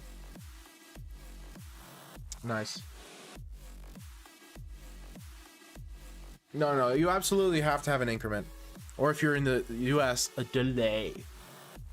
But I know I'm half American, but that's part of my American half I don't like.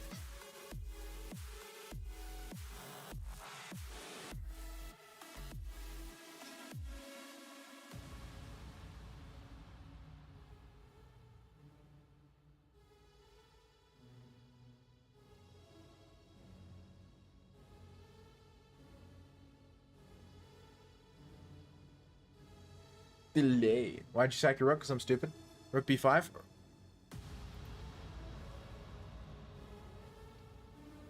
I don't know, because I forgot. Next question.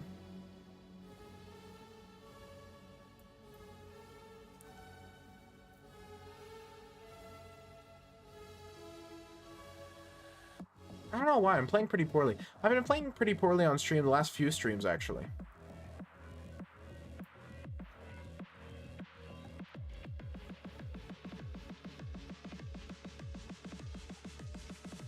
I've just been very distracted. I think it's because I'm just not used to streaming as much. Like, I haven't been streaming as much, so now getting back into it, it's harder. Bread. You know what? True.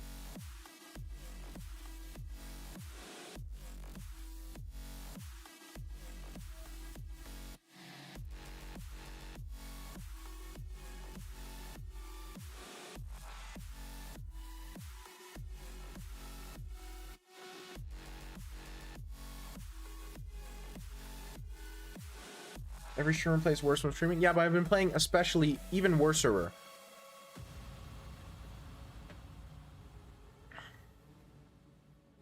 You know, like, I normally play worse, but I've been playing worser. That's my point.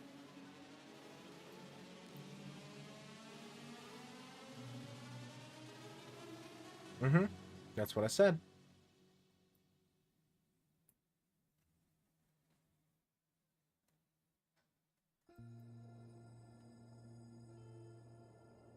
But I mean, he only has a minute on the clock. There's always a chance I can hold this. I really shouldn't be able to. But, weirder things have happened.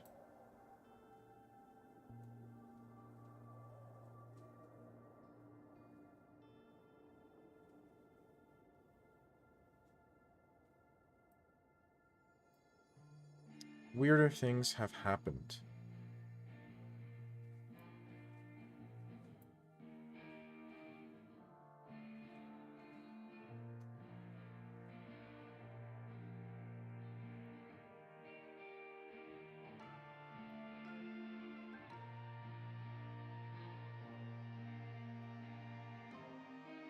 He has a minute. There's really no way I should be flagging this. I'm going to try, but like a minute is too long, man.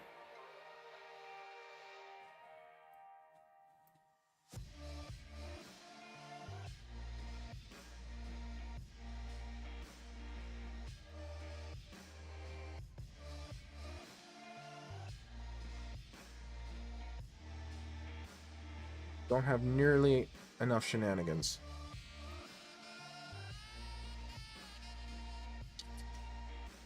Wrong towards the corner, or I suppose here.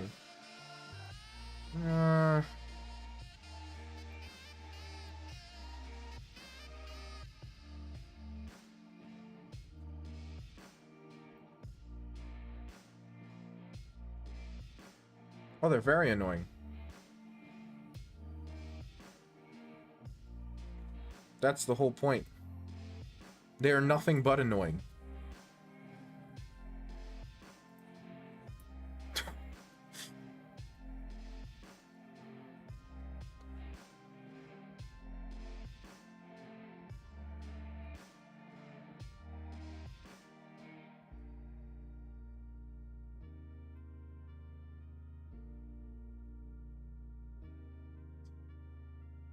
They are pretty annoying, though. I do feel very annoying in this position.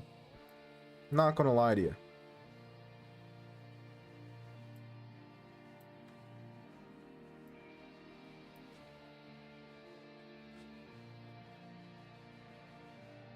I do feel pretty annoying. Okay, you're out of checks. What now, buddy? I, on the other hand, am not out of checks.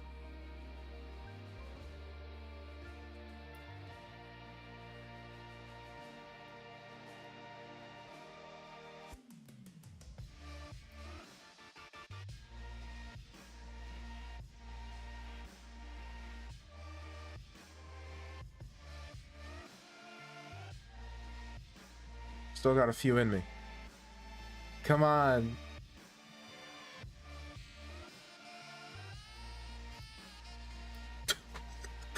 Am I gonna flag my man? Imagine if I flag this. No, I'm about to flag. Whoopsie. Oh, that was stupid. Oh, never mind. He didn't see it. He didn't see it. We're fine. We're fine.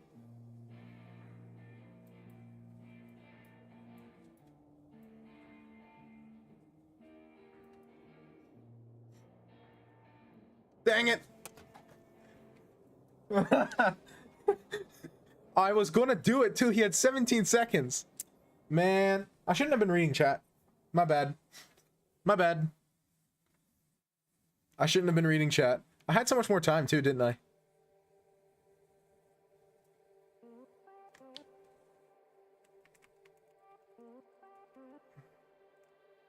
Yeah, I had triple his time. No, I do, but not when I'm reading chat. I did actually confuse time because the board was flipped. I'm not gonna lie to you, I did.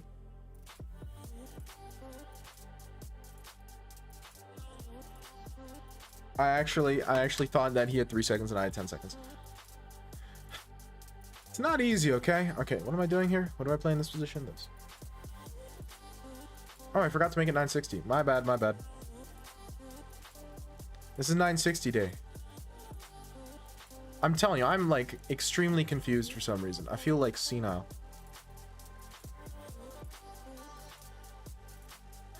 Senile at 22. That says good things.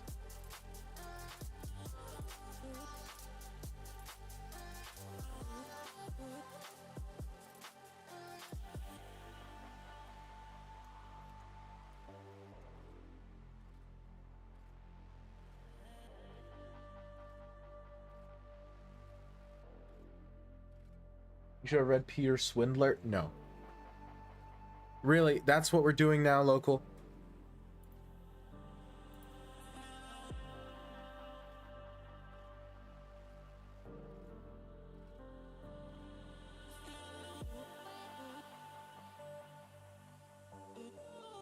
That's how this is going down. Peter Swindler.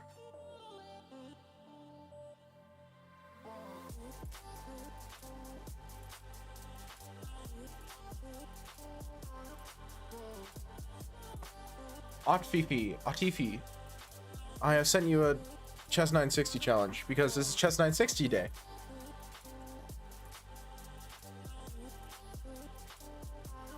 Yeah, so I'm officially blaming chat for all of my mistakes. So you know how I failed one of my midterms? I'm blaming y'all for that.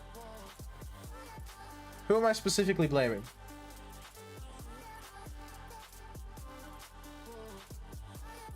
Gone. I'm blaming you. You're the reason I failed my accounting midterm. Sorry. I don't make the rules. You shouldn't have made me fail. Then I wouldn't have to blame you. What can I say? You're welcome. What do you mean you're welcome? What do you mean you're welcome? Atifi is not responding.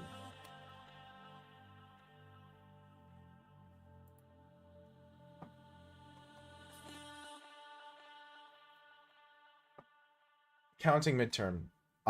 Yeah, I can't count past 8. If it makes you feel any better, my exams were insanely easy. So, I mean, some of mine would have been easy if not for the fact that they were in Macedonian. They were in Macedonian, and American English is my first language. So that complicates things slightly. That being said, some of them are still easy. Like, I got a perfect score in psychology, but that's because I'm a bit overqualified. Like, I literally spent the last week, you know, volunteering at a camp for special needs kids, and discussing with my mom how the different dynamics psychologically of special needs children. Okay, I'll accept your challenge begrudgingly, because it's supposed to be chess 960 day. I was trying to make it chess 960 because it's 960 day. It's Saturday, chess 960 day. And psychology has long been a passion of mine, so.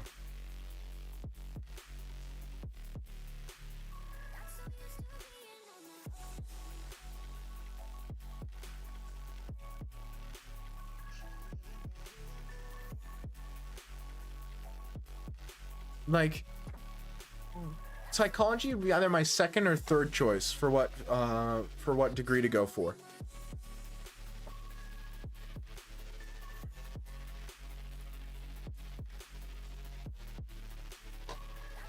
It's like, economics is obviously first because I'm in the economics faculty, so obviously.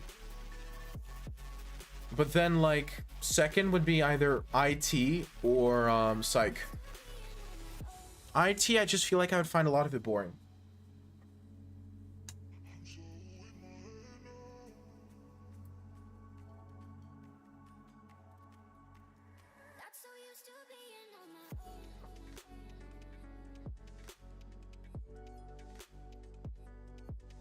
You know?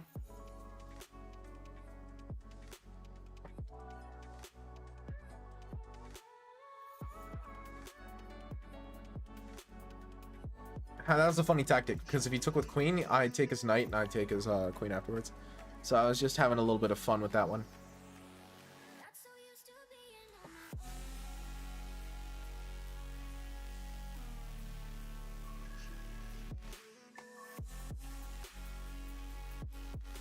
I just want to continue my development.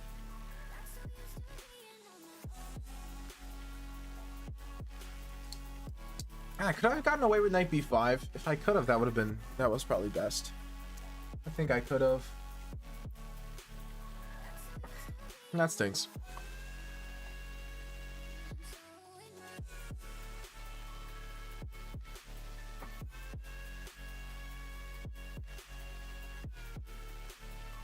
Queen a4 didn't work, sadly, but nice tactic, I see you. I just, you know, just being a little goofy.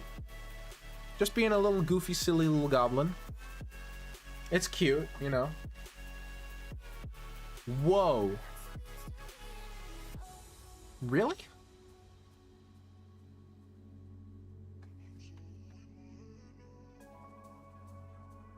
Really?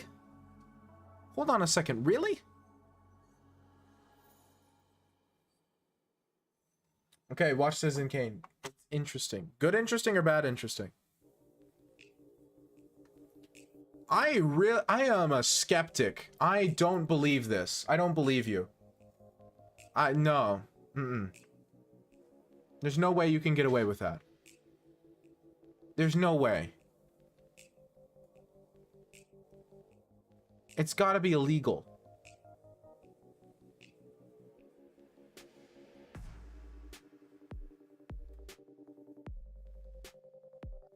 It does really? Absolutely. Absolutely does feel like theater at times. Just comparatively. The actors were really, really good. They were. The actors were fantastic in Citizen Kane. There's no way.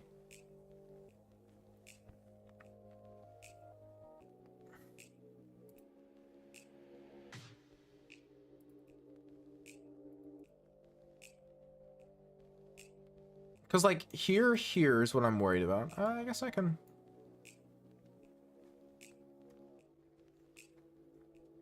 Probably that. Yeah.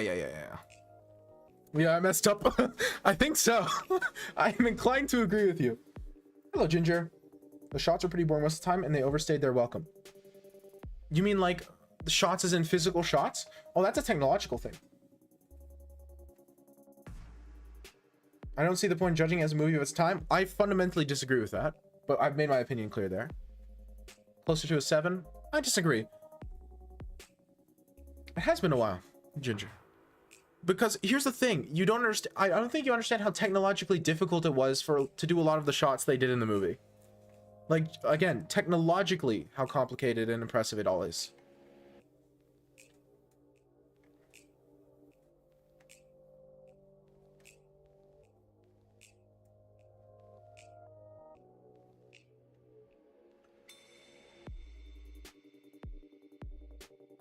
Hey, Ginger, don't be like that. Today's standards I don't see as more than a 7. I disagree with you. I would say it's an 8 by today's standards. Yeah, 8. Maybe higher than that. Because there isn't that much that's wrong with it. It does feel like theater at times, but a lot of it's very solid. King B7? King B7 I'm 99% sure doesn't work.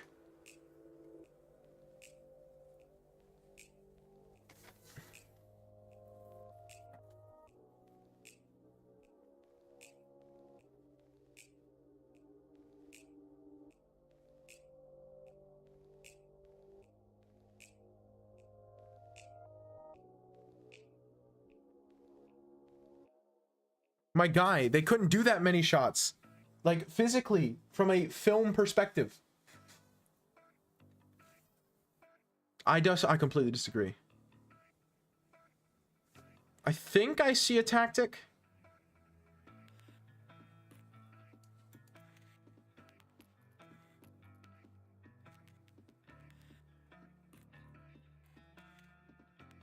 I think this is right.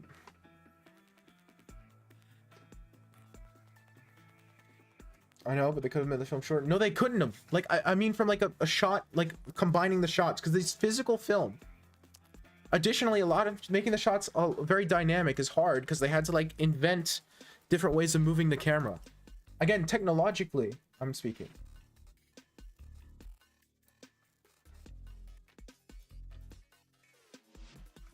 Okay, see you, Ree.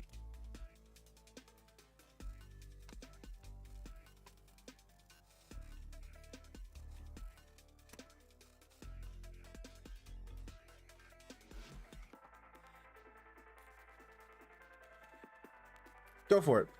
And I'm almost certainly going to disagree with it.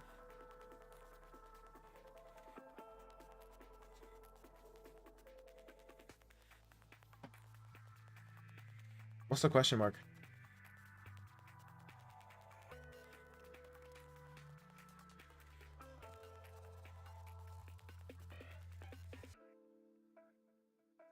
It looks right. Fully fledged. There's definitely a D in fledge.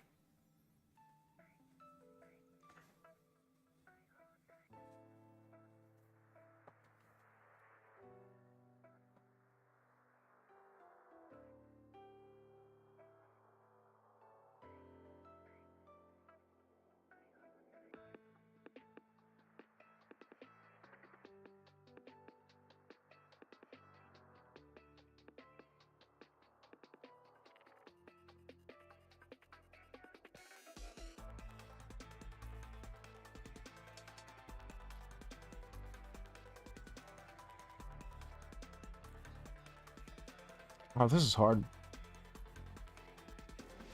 I mean, I guess rook d1 is probably enough. And then you just take the queen afterwards, right? That's probably sufficient. I just feel like there's a more winning way of winning.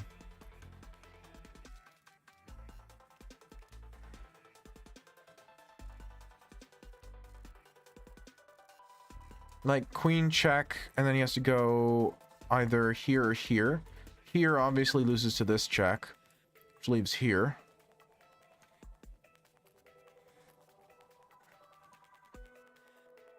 And that gives me this check, but then he has knight here. King, and check, and then he can't.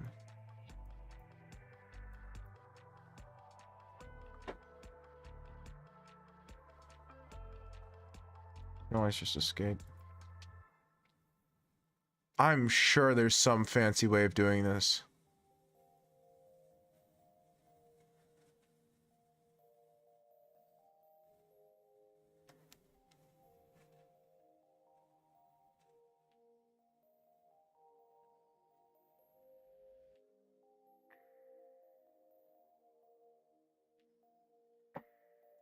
Well, I'm definitely winning here. I'm like, again, I could just take your queen and have an insane amount of material for it and be unequivocally winning and very, very clearly winning without question. I feel like there's something better, but I don't have the time to find it.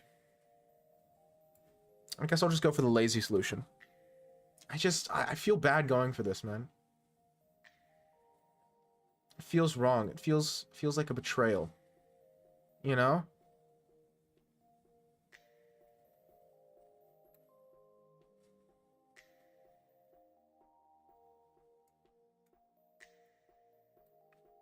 Let me make sure I calculate this right.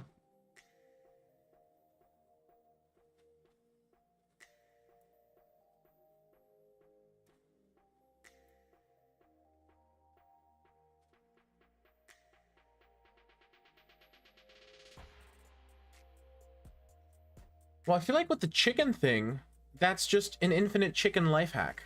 And so with a clever way of structuring my life, that could just be a boon. You know, because fighting a chicken isn't that hard. But if at exactly noon, am I chilling? No. If at exactly noon, every day I know a chicken's going to spawn, then, I mean, there's got to be some way to monetize that. Because that means I have infinite chickens. Every week I get 7 chickens. That's a lot of chicken. For free.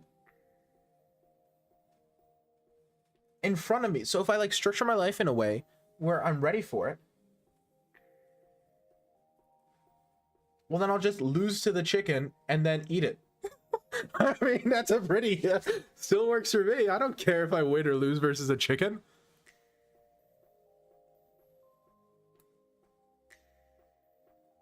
Give me that.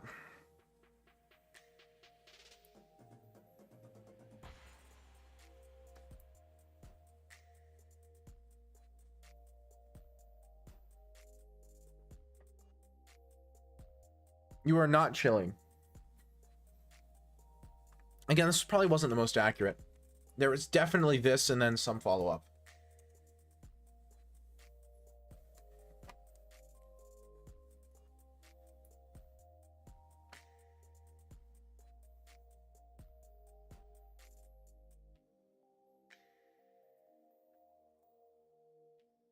It's a satanic chicken. You will not have any pleasure from eating it. It has a taste of dust and soil. There's still got to be a way to monetize this. I refuse to believe that this is a completely unmonetizable chicken.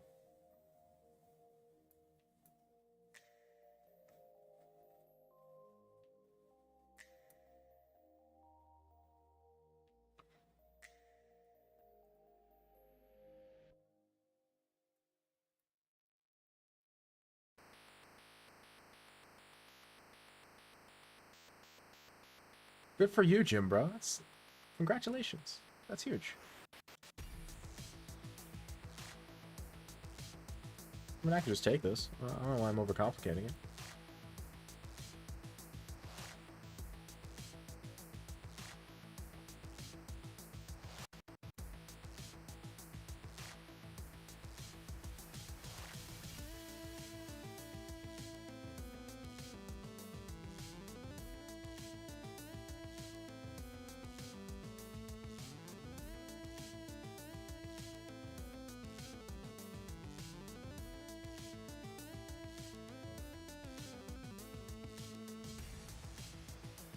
Slow and steady wins the race, Jim bro.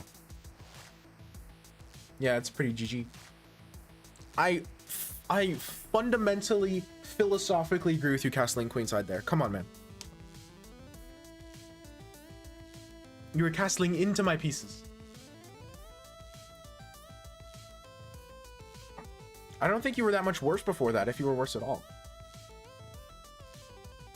Because, yeah, I did a funny, silly tactic, but it was nothing more than a funny, silly tactic, you know?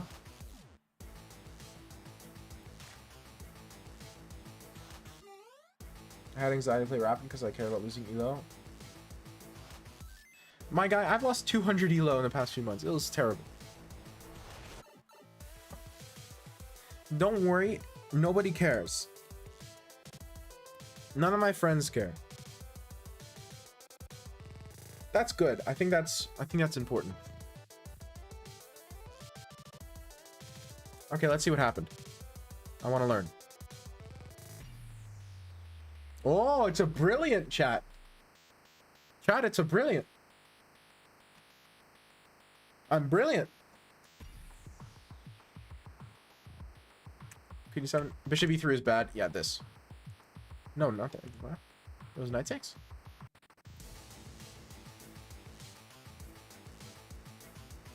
Oh, doy, I win a rook afterwards. Stupid.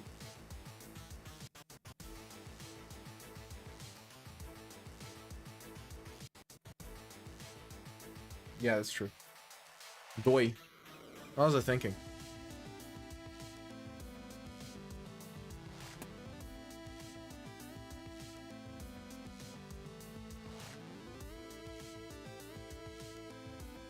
And it's just a huge problem for you.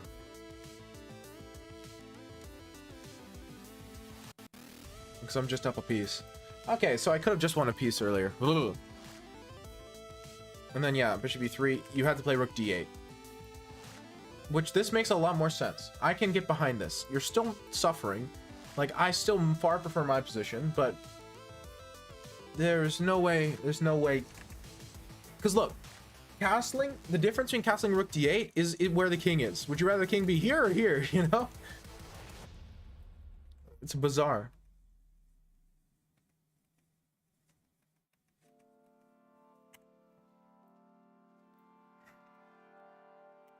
Okay. After this, king e5, rook c5 check, knight d5, bishop f4 check, king f5, e4 check, king takes e4, knight takes e3. No, wait, what happens in this position?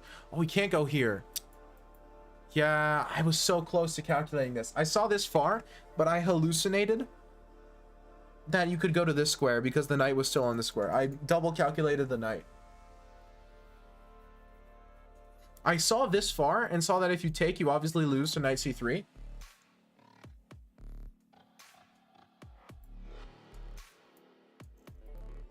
I hallucinated that you didn't have to take and that you had the option of going king g6. But no, in this position, takes is literally the only move.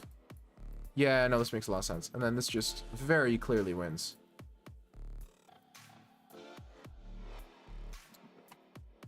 Man, I was so close. I was so close to finding it. I should have followed my heart. I should have followed my heart.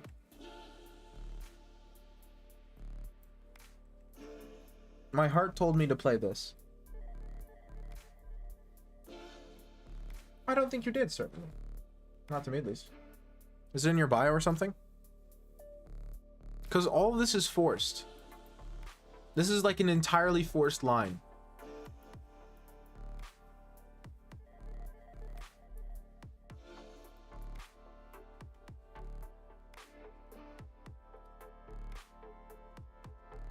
Ah, well, there you go.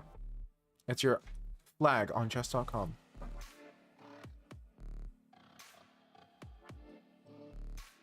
It's quite pretty.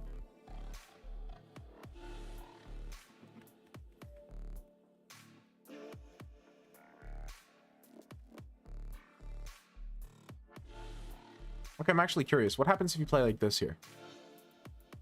Just rook takes, yeah. Yeah, makes sense.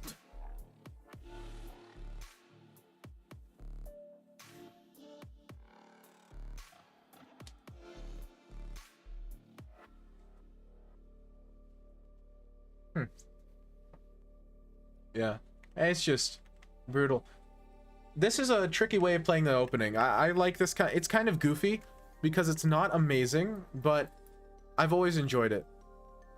Now, typically, what I do here is I'd play C takes first, but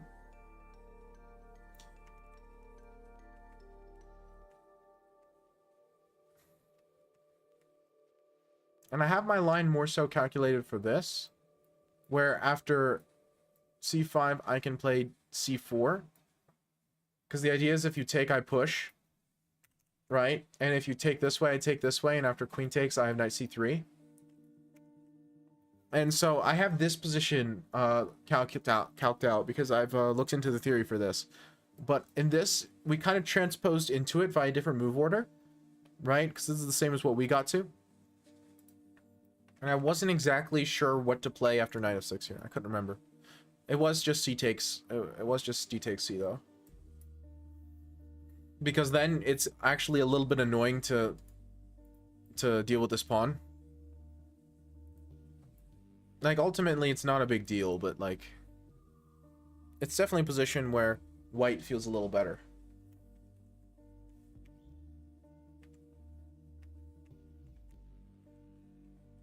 I've won a lot of games against weaker opponents who've gone here and then taken.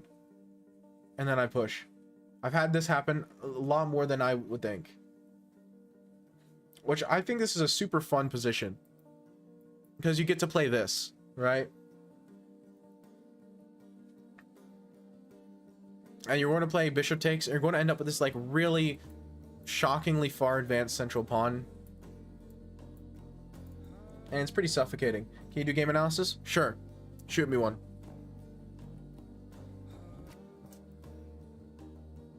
Shoot me a game to analyze. I've just always enjoyed this.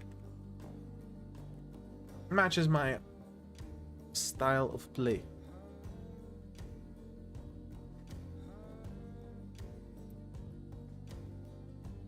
Wow, I wonder why the bots are back.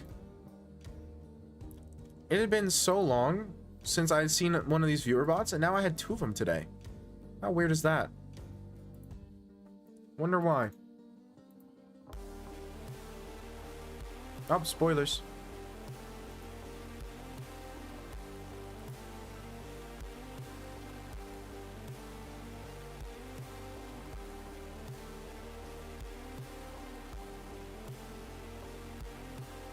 Many blunders in this game. Okay, let's see. Beware. Don't worry. You should. I've been playing horrible chess all day. You are in good company. Okay. Oh, this is such a boring opening. Why? Why? I'm already sad. I don't know the theory. Okay, so I'm not saying you should play this because I don't know the theory too super well either, but listen. Knight b5. Yep, it's knight b5. Because you have 2 cases, right? If they play a6 immediately, you can go knight d6, and after they takes this, like, this whole thing, right? And you're playing with the bishop pair, and they're playing with being able to get d5 and equalizing. And if they play d6, then there's a few different moves you can play. I've always played knight 1 c3, after which a6 you go knight back, b5 you bring a knight to the center, and then you pin this, and you take, and then you play c3. And this knight reroutes over to e3. This bishop comes out somewhere. This bishop's kind of a pain to develop. You castle, and it's not theory. This is just ideas. I don't know if it's the actual theory. I am chilling. How are you on the... This knight rotates here, and basically your entire game plan is you're playing for this square. That's why you gave up the bishop here, right? Because the 1 week... This is like a Sveshnikov sort of thing. This isn't exactly a Sveshnikov. Sveshnikov comes out of the d6 Sicilian.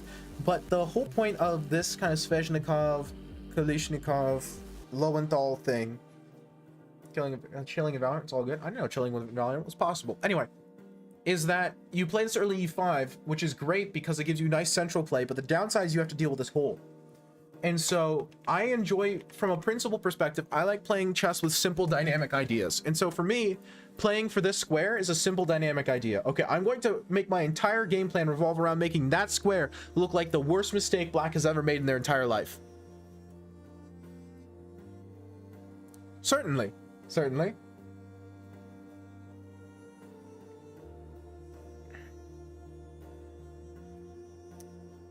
Right, and so in this sort of thing, kind of the goal is bishop g5 and then bishop takes. Your thought process is, okay, this bishop cannot fight for the light square, this knight can, so trading the bishop for the knight isn't stupid. Hey, thank you so much for the gifted sub. Who got it? HH the Thinker. Solid. I really appreciate it. Yeah, so the idea is this knight can't fight for the central square. This knight can, but the bishop can't. So you trade the bishop for the knight. And then you play c3 to prevent their knight from outposting and also to give your knight a route back into the center. Best regards. Thank you. And your entire game plan is this square. And you're trying to slowly make it so black suffocates, because this is a short-term weakness in the sense that you have a very strong knight, and a long-term weakness in the sense that this backwards pawn is weak. I played a pretty good game against an IM the other day. I beat him, but he lost on time. To be fair, though, I was in a slightly better endgame. Anyway, and so I don't like this because, to me, it's like, okay, suddenly, I don't think it can happen now, but it's very difficult to prevent d5. And once d5 happens, this is, by all accounts, a very equal position.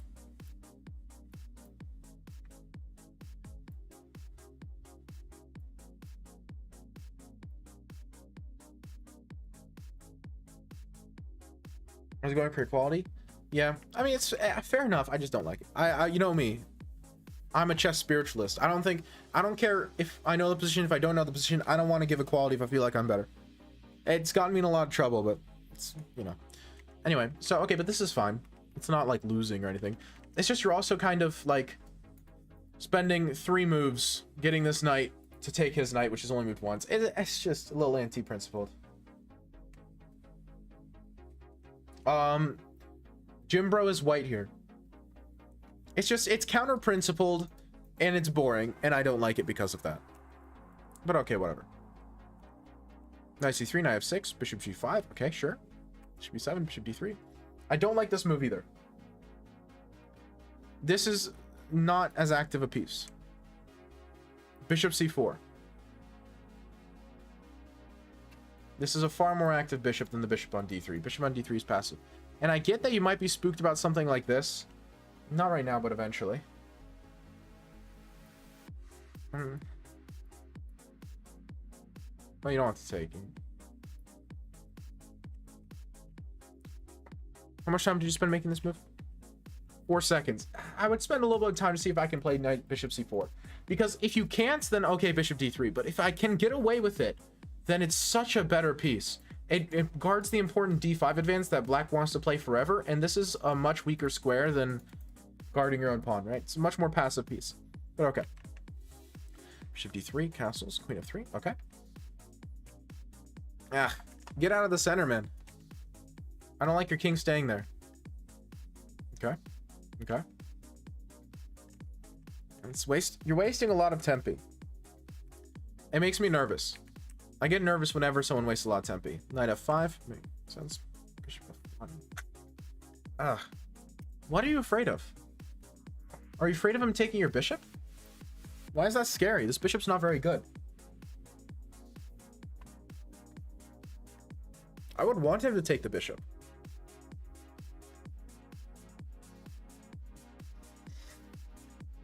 If I just castle, let's say. Yeah, bishop f1. If I castle, strong bishop on b7. Okay, that's... How strong is it? Can I play d5? Not really. Knight a4, you play against the weaknesses. No, I don't think it's that strong. And plus, I don't care how strong his bishop is. My bishop's trash. I'd rather play with this knight against this bishop than this bishop against this bishop.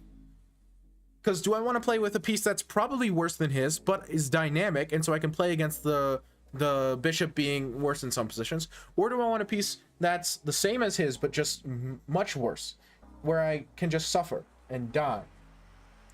It's so slow. It's so... Yeah, and you haven't castled yet, man. You haven't castled. Because now I play d5, and your center is going to open with your king still in it. It's a nightmare fuel. I am deeply afraid in this position. Now you have to castle long here. You don't really have a big choice. You castle long or you die.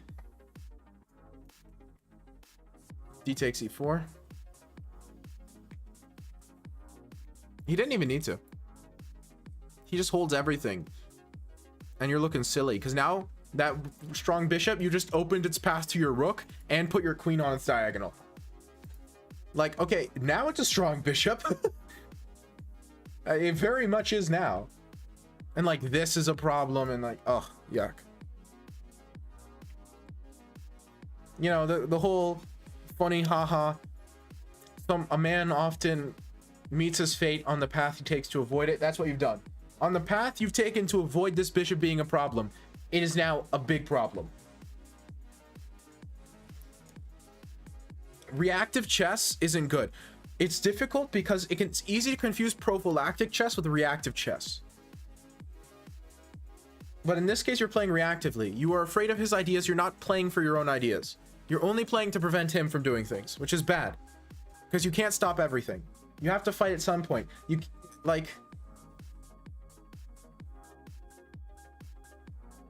You have to be very defensively solid in boxing in order to play a strategy where you just let the opponent hit you. 98% of the time, that's not what you should be doing. D takes, knight takes, queen b4. Ooh. Why did you play knight c3? I'm so confused. c3 seems pretty clearly the only move. Because, like, queen takes b2, but he plays queen takes b2 in either way. Were you thinking rook b1? But then queen takes c2. And you haven't solved any of the problems. Even if. c5 evidently is a move, and that's big problems.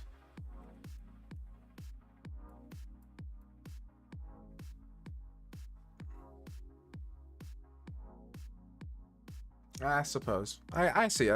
I see your point. It's just you're in such a difficult position. This bishop f1 idea is just wrong. Your king is in the center, man. You don't have time. You don't have time. You have to castle. You've wasted so many tempi. Let's count them. How many tempi have you wasted? Queen d1, which is hard to see. I don't blame you. I understand why I wouldn't. I'm not sure I would have played that either. Okay. Let's think about how many tempi you've wasted. 1. 2. That bishop's not doing anything. 3. 4. 5. 6. 7. You are 7 tempi behind. 7.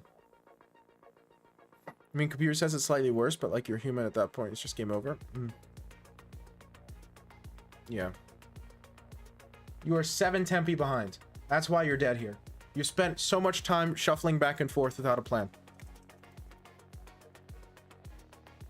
What was the point of queen g3? Just to attack the pawn?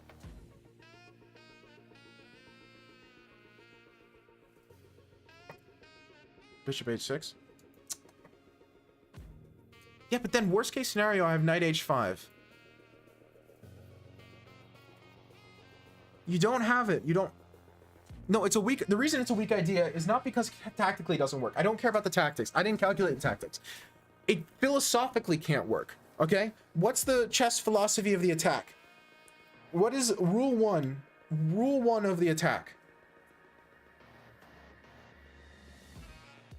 Philosophically.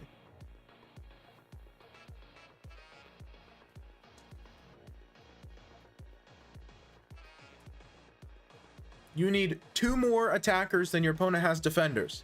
You have 2 attackers.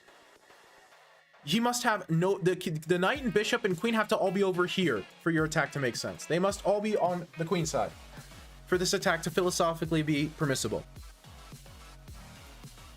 For it to be allowed, all of his pieces have to be on this queen side. They're not. Like, what if I waste a move? 98. Okay, you've done nothing.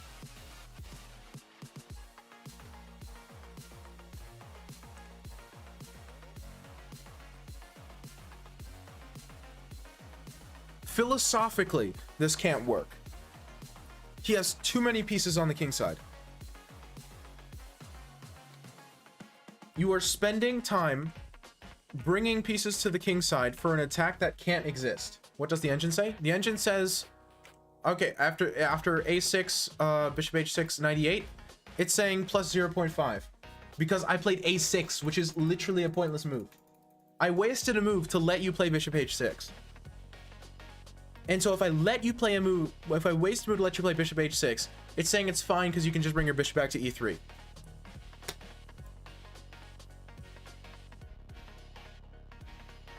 So even if I give you the move, you know, I say, okay, your turn, do it. It's still triple zeros effectively.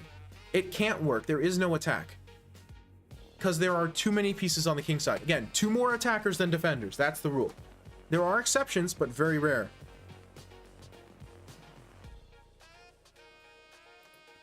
There are exceptions.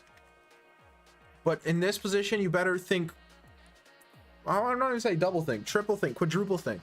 Because these pieces are around. They are here to help.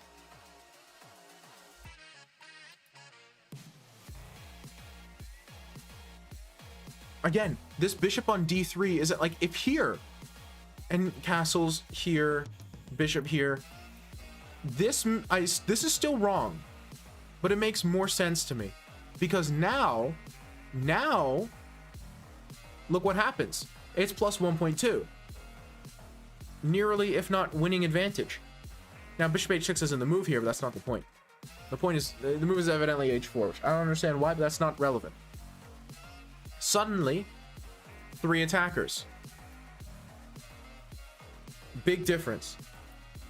Big difference.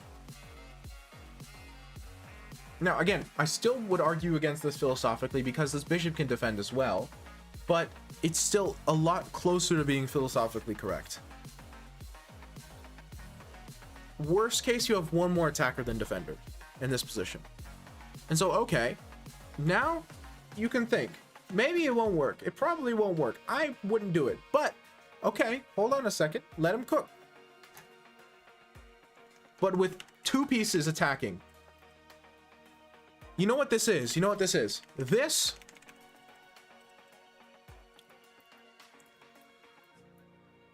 is this. You have done a deferred version of whatever this attack is called.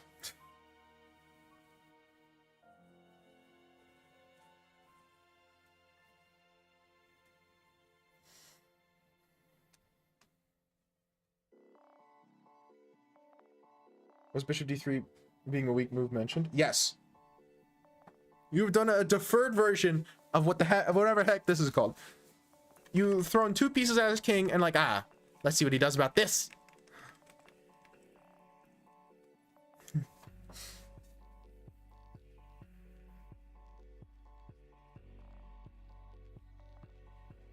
I don't want to be mean, but I want to be clear. I'm being bullied. Cyberbullied. Okay, if you're going to accuse me of something, do it right. Just teach. Sometimes you need to give them the whiplash method, you know? If I had a symbol, it'd be thrown at your head. That's not true, it would not. But you get my idea. You get my point.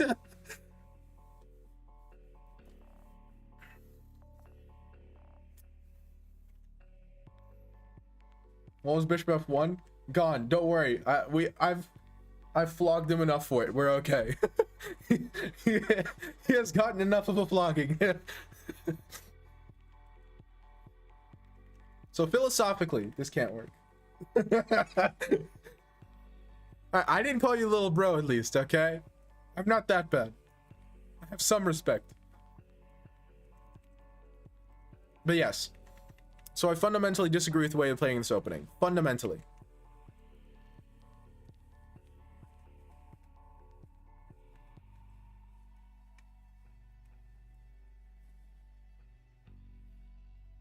Okay.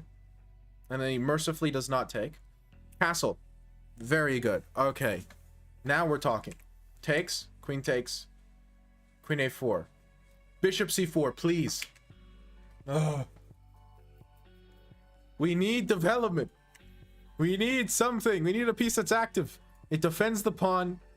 It attacks a potentially weak square. It allows your rook to move and be free. Bishop c4. Even if he plays c5, then you just go, okay, we're chilling. Your opponent has no threats. He just has a terrible pawn structure. Somehow, out of all of this that has happened, your opponent has got 0 attack and 3 bad pawns. No, 2 bad pawns. Okay, this one's pretty bad too because he can't play f6. And this bishop prevents him from playing f6, so he can't even guard his own pawn. Again, this is just significantly better. No. King b1 does make sense if you're developed and this isn't a move. King b1 is a natural move in the Sicilian. This is true. You're absolutely correct. Bishop c4 develops a piece. It's natural when you don't have another move to play. When you don't have a move like bishop c4. It's natural in the Sicilian when you've already played bishop c4. In the Dragon Sicilian. King b1 is one of the major lines. You want to know where it's a major line? I will show you where it's a major line. Bishop c4. Bishop d7. Castles. Rook here. Bishop here. Knight here. And now king b1. And now king b1. King b1 happens after everything else is developed.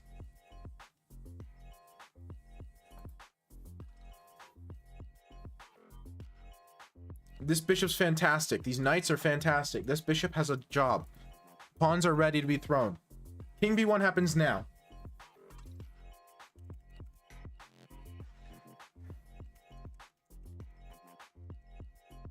A very useful move. You are correct, but it's not the right time.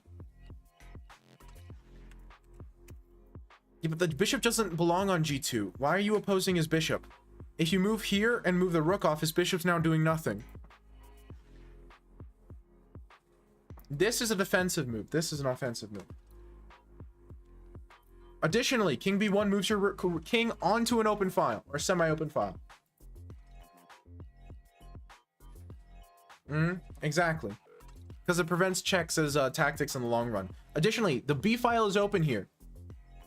The b file is semi-open. I don't want the king on b1. I want it on c1. I don't want to put my king opposite his rook. He's going to put a rook on b1 inevitably. It's the most natural move on the planet to play rook b1 or rook b8, sorry. So putting the king opposite to where his rook is going to be is also counter-principled. Once again, if we go back to that dragon example I showed you earlier, the c file is open, not the b file. With the c file open, which is very common in the Sicilian, because in the Sicilian you trade off the c pawn, you want the king off the c file. Moving the king to b1 with an open b file is not the same thing.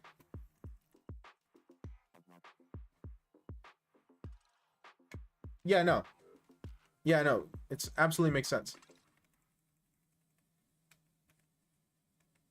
Let's say,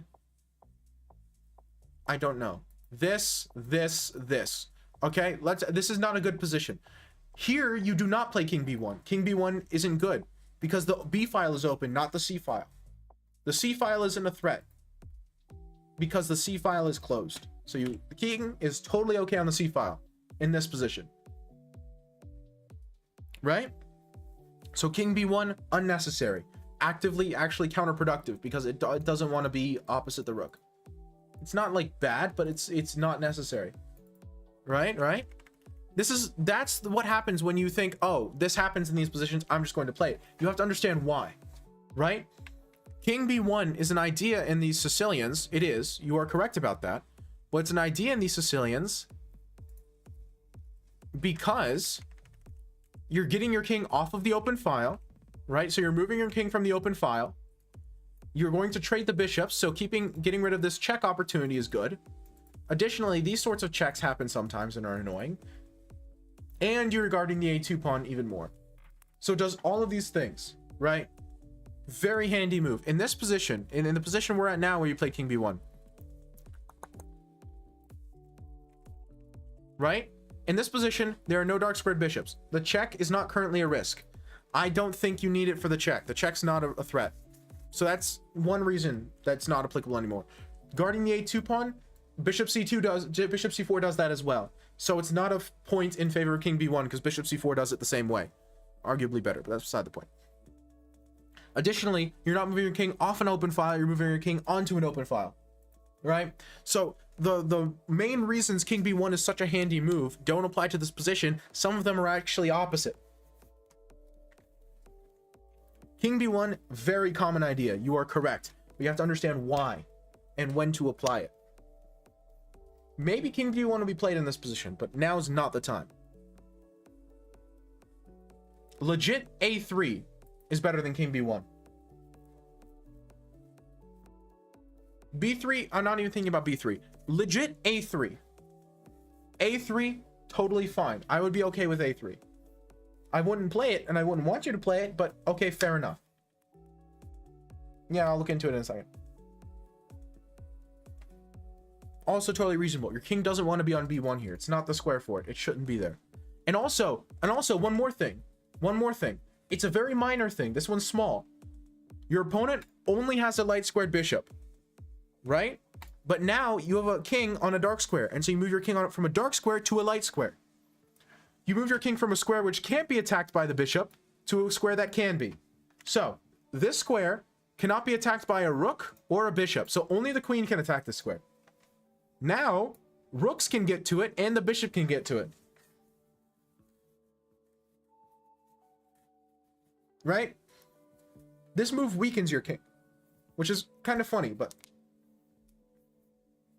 it's not the worst positional move in the entire position. It's not. I'm just very emphasizing the problems with it because I want to make it clear. Because king b1 is an idea. You are correct. It's very common in all castles queenside positions, not just Sicilians. Sicilians especially, but in all queenside castle positions you want to play king b1. It's just this time it's not right.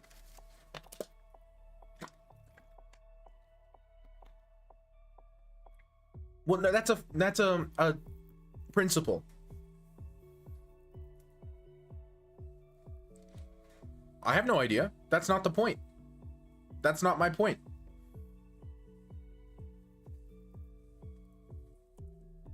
My point is just philosophically. Who knows? Here, maybe the bishop goes this way and suddenly you have a pin pawn. I don't know. Something could happen. I'm not sure. I'm just saying it's a thing that exists. It's another thing. It's not the only thing. It's not the main thing. And then also, what certainly saying, bishop c4, your opponent's queen can no longer be centralized. Queens love being centralized, so you're locking his queen away from its ideal position. So he's right about that as well.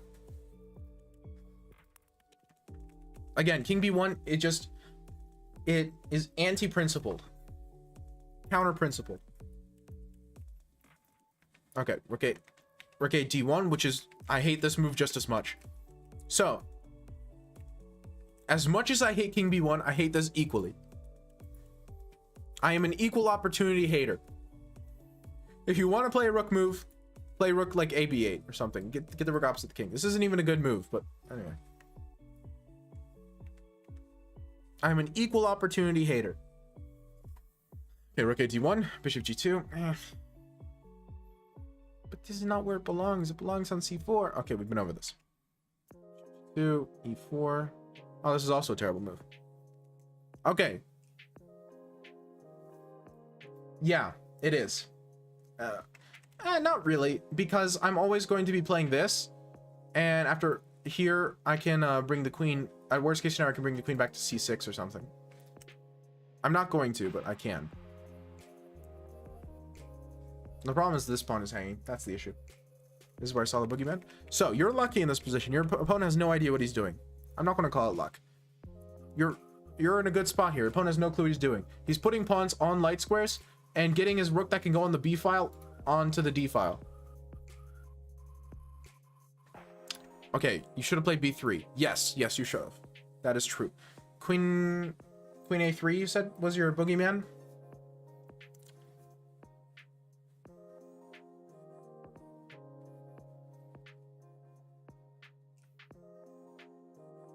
Mm-hmm. Yeah, no, I don't see a reason not to do this.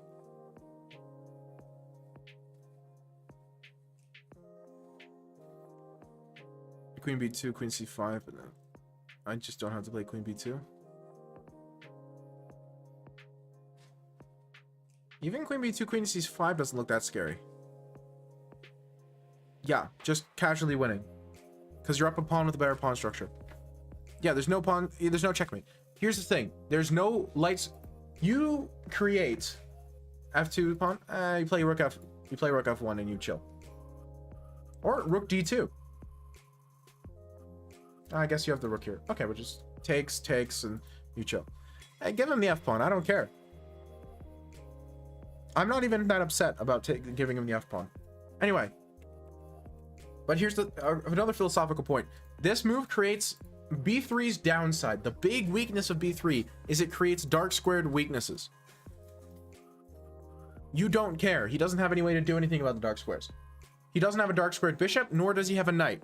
If this were a knight, then I would agree with you. This would be scary, right? I'm not saying it'd be bad, but it would definitely be scary if he had a knight. Or if he had a dark squared bishop. If he had a dark squared bishop, then this is not playable. For 100%, this is unplayable if he has a dark squared bishop. But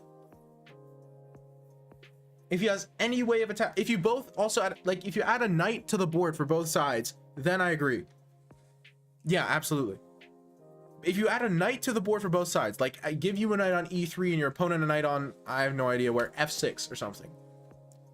I agree, this is scary. I'm not sure it's bad, but it's scary. He has nothing, he can't do anything about your dark squares.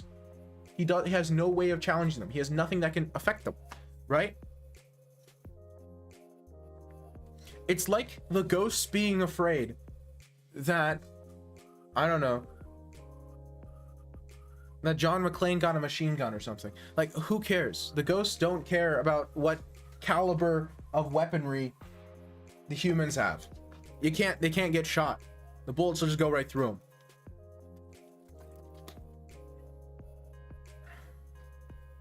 Thank you.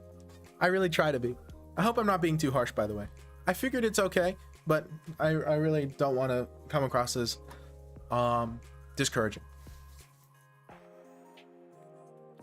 Okay, rook HE1, rook FE8, B3. Okay, you played B3 afterwards. Good. Face your fears. I would have preferred bishop captures. One, because you're keeping this as a thing, and two, the rook on the last rank here is kind of handy, and three, there's some goofy stuff with bishop takes H7 at any given point. So I would have rather taken with bishop. It's not a huge deal, and like, I suppose, but yeah, it's not terrible. I don't hate it. I just would have rather played with bishop, but okay. C5, rook G4, G6, same thing for your opponent. You can't do anything. Okay, queen 2, and now you're up 2 pawns.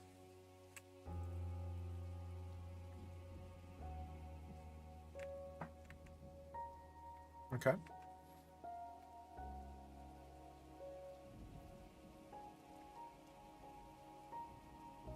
Very good.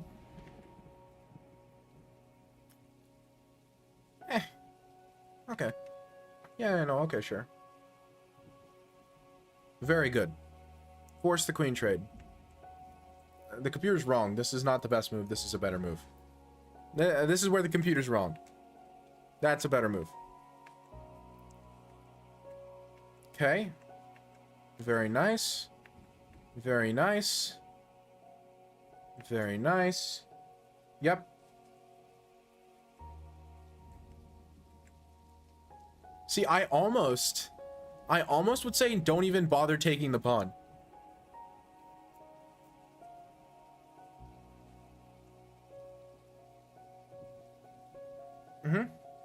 Both is winning, but if you're a human playing chess, queen check and trade queens is better. And that's a very low depth computer, which is also why I'm comfortable saying it's wrong. Anyway, I almost would say you don't even have to take the pawn here. Like, don't even bother. Just keep the rook out, man. The rook can't get in, let it suffer. That's my psychopathic tendencies coming out, but taking the pawn's also completely acceptable. There's nothing wrong with taking the pawn. b5, king a7, a5, g5, c6, rook e1, rook f8. Okay, sure.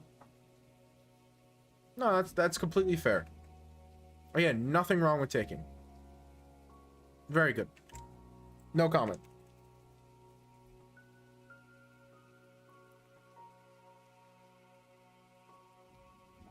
And the computer's right about this one. Just play check, force him to the back rank, and then go in front here and threaten mate. It's a little bit easier.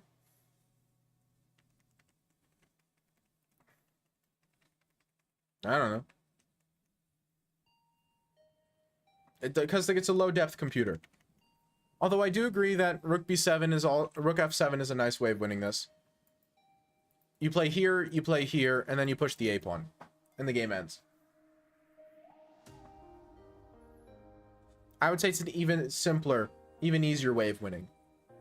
Yeah, the way you found, totally acceptable, totally works.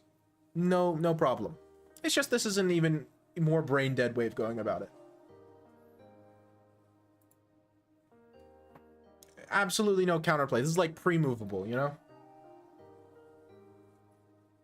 Yeah, but the thing you saw was totally fine. I'm only pointing it out because it's pretty, and I think it's interesting, and it's good to know for the future. But the way you did it was totally acceptable. It absolutely works.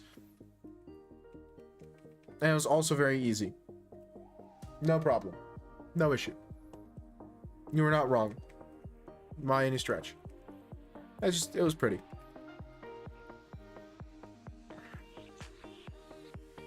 Yeah, very good. So here's my overarching statement about this game.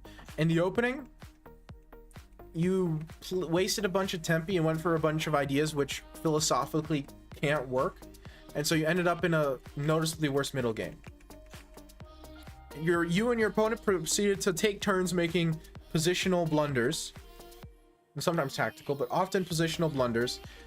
And but by the time the dust settled, you kind of kept the advantage. You know, not about who made the most mistakes, about who made the last mistake, right?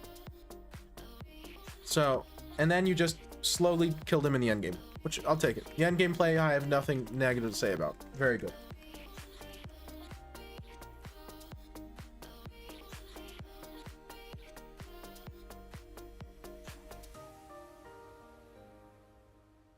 It's just you were the opening thing is just you were pretty consistently overestimating attacks. Why does it say rook f4 is bad? I don't know, man. Well, it's not saying bad. It's saying it's not best. There's a difference. Instead of plus 4.7, it's plus 3.9. It's one of those differences that I don't think is relevant.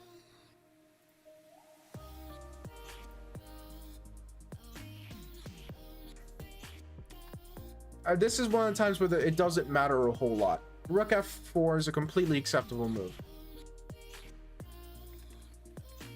Again, this is why sometimes we ignore the computer.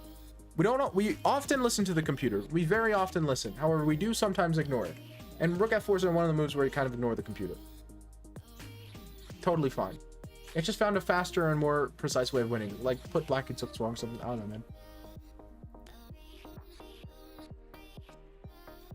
Evidently, if you played queen c7 first, then you would have to move the rook, and then you could take the pawn on a7 and guard the pawn at the same time. And so you save a tempi or two. It's okay, you save a tempi in a winning position. Slightly more precise. Versus rook f4, where the point is now he gets a little bit more play.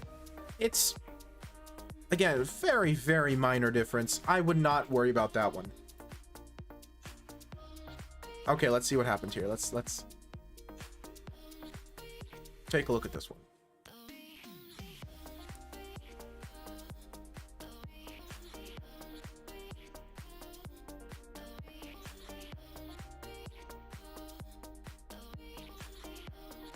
Okay.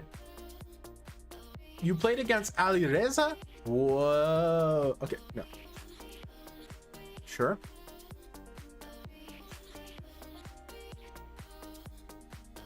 That's the real one? 100%. Okay, very good. Okay, correct me if I'm wrong. I don't remember correctly. It's been a while since I looked at these positions. But isn't like rook e1, knight f1, knight g3 an idea? Again, I don't study or play these positions. I just remember seeing this before and listening on it. Okay. That's why I typically play? Okay, I thought so. I remember because when I was in Italy last year for the Youth Chess Championships, the Grandmaster coach there, we were analyzing a game in the Rui, and he was talking to me about this plan and explaining to the long-term ideas of it. It was super interesting. Okay. I mean, knight c4 definitely isn't bad. I was just... Yeah. Again, makes total sense. I mean, positionally, I'm not very upset about this move either. Knight c6, knight e3, okay. Sometimes you can start arguing with someone on Discord. Was knight c4 the move that was questionable? When sometimes you start arguing with someone over on Discord and you realize a lobotomy would be so much more swag for you or for them. Yep, okay, I figured. Well, hey, I'm just proud of myself that I spotted it. That I just knew. Knight c4 wasn't the standard plans. Rook e1, knight f1, knight g3. Yeah, that's a very good point, Jim Bro. It's a bit of a waste of time. Okay, good. Just making sure. Okay. Bishop g4, h3, bishop h5.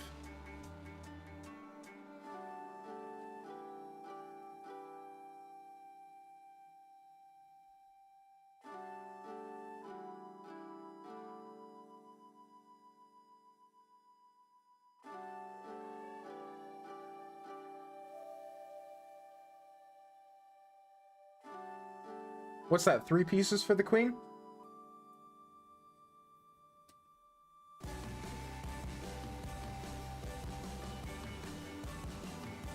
Yeah, 3 pieces for the queen.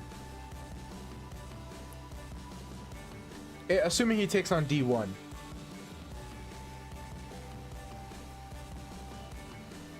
Oh, to see it on back. It is kind of difficult to see. I don't blame you. It's really weird.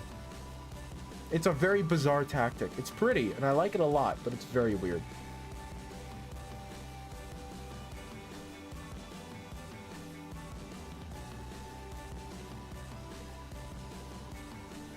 You see, I like to argue sometimes, but people, it's equivalent to bashing my head into the wall for some people. Yeah, I just don't argue with random people you don't know. Argue with people you know and can trust.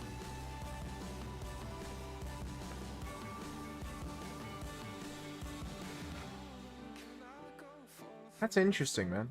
I like that a lot.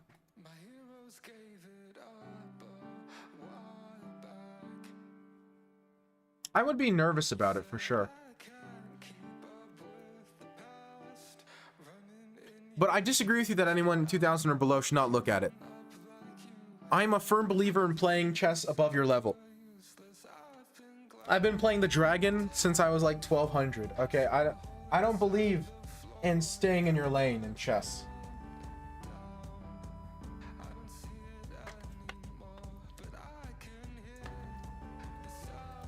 Yeah. I suppose. I don't know. But that's a philosophical disagreement, okay? The point here, guys, is if he moves the queen to like d7, then I play knight c7, and then I take your bishop. Oh, then I take with the other knight. And then I end up in this position where I have, count them, 3 pieces for the queen, which 3 pieces are considered better. It's a very difficult dynamic to play with for both sides, but the 3 pieces are considered better. So this was theoretically 3 pieces and a pawn. Oh, true, and a pawn. So this theoretically is a clear advantage for white. Yeah, no, you're right, you're right. I miscounted. So 3 pieces are already considered better, especially with more pieces on the board, right? In this sort of position, this is like the ideal 3 pieces position, right? Closed position, a lot of pieces on the board, very safe kings. This is where the 3 pieces shine, right? But this is very difficult and dynamic stuff to play. Looks like the opponent didn't want to go for it though, and so he just accepted being down upon, which I mean, respectable.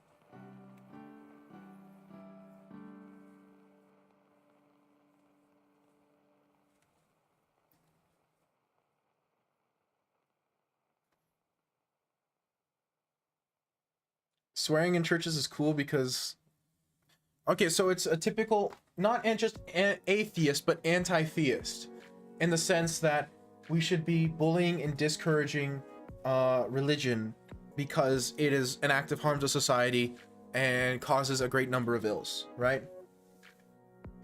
What a wuss, not gonna lie. True.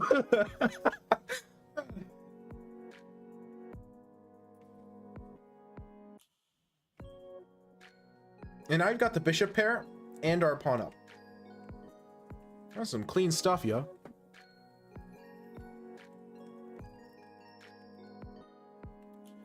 Very clean.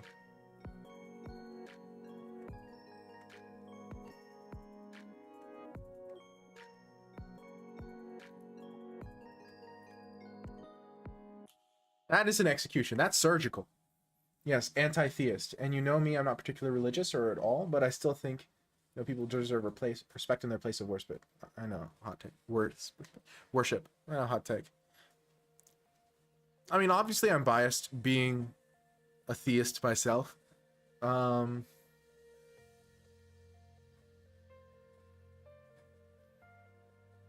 don't know.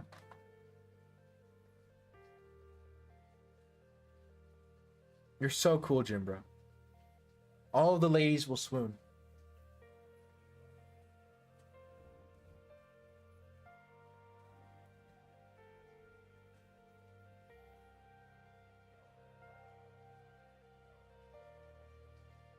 I just don't think it's productive. Because see, here's the thing.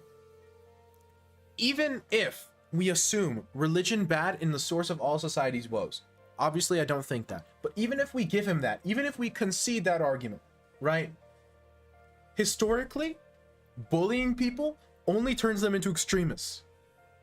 So, theoretically, even if we assume religion is terrible and horrible and the source of all the world's evils, you're only making it worse by converting people into extremists.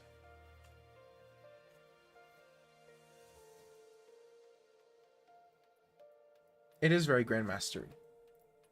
Very clean, very precise, very pretty. For me, it boils down to the fact that most people who practice religion aren't bad people that would deserve such treatment. I agree with you, but this is going to sound weird. I don't think it's even relevant. Even if they were all terrible people who didn't deserve it, right? Even if we assume that everyone who practices a religion is evil and terrible and awful because religion is bad, and they know that, and they're only doing it because they're evil, terrible, and bad, it still would be a bad idea, right? That's my point. But again, the Ray Lopez has extremely simple plans and straightforward. It's easy to get a high percentage score, so to speak. Well, yeah, and it also has been shown that percentage score is more so to do with the strength, the relative playing strength of the two players than it does with the level of the game itself. However, I don't really care. This is a beautiful game. It would be, yeah. So that's my point. It's like you strip down everything else. You concede every single point. You concede every single foundational argument for the outcome, and it still doesn't connect to the outcome. It's also disrespectful. Yeah. Again, but I'm saying, like, you give him every single point he makes. You agree with him on every point he makes, and the outcome is still wrong. It's not even, it's based on bad foundational points, of course. But even if it's not, it's still wrong. I beat a CM as well, so I could send the game. In the end game, I literally forgot how the pawn moves 2 squares. It's kind of funny. Okay, you send it, and then that'll be the last game for the night.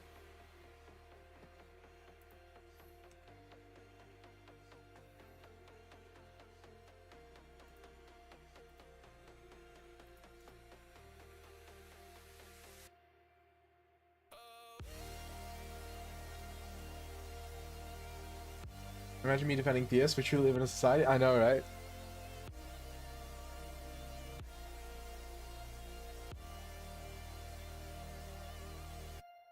That's how you know your take is bad.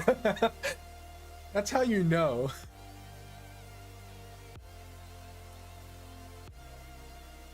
It's just me being a theist. I'm in the same boat, Jimbro. I mean, he blundered early on, but the endgame was just funny. Okay, sure. Nidorf. Ooh, I love... Aw. I was hoping for the F4 Queen F3 line. I love that line. Okay, but this is good too. Oh, this was close.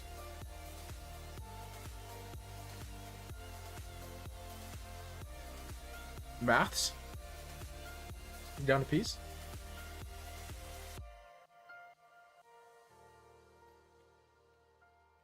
I just, again, it's different for people who are like ringleaders and cult leaders and whatnot, the people at the top.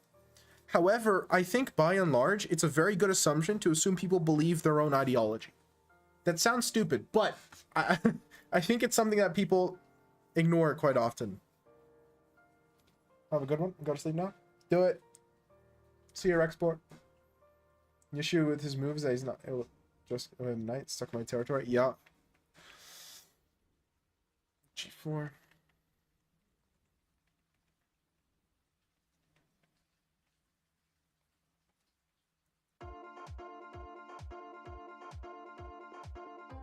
And he even gave you the classic Fisher.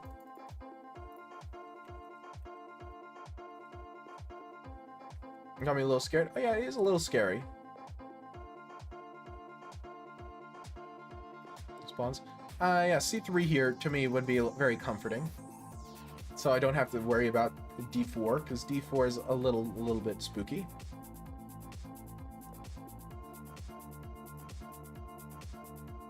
To be fair, there are a lot of ghosts to see here.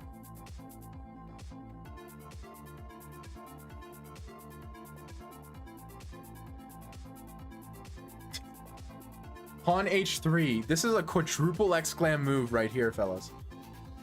This is like, this is so galaxy brain. Like, y'all don't understand. After the previous game, this is such a funny move after the previous game. After like knight takes e4 and like seeing 82 million moves into all the different timelines and then suddenly h3. It's just, you're right, it is funny. I like it a lot. Thankfully you're still winning afterwards, but it is pretty funny. Yeah, that you would have never forgiven yourself.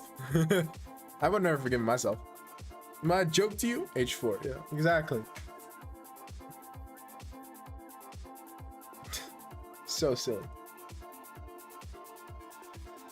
Hey, long time to see. It has been a long time.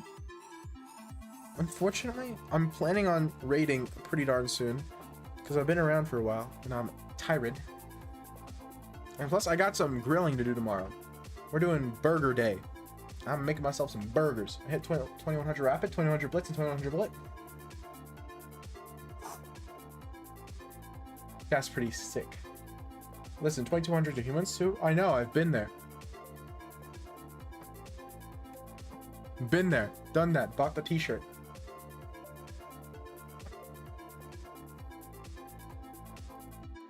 My peak is like 2230 or something.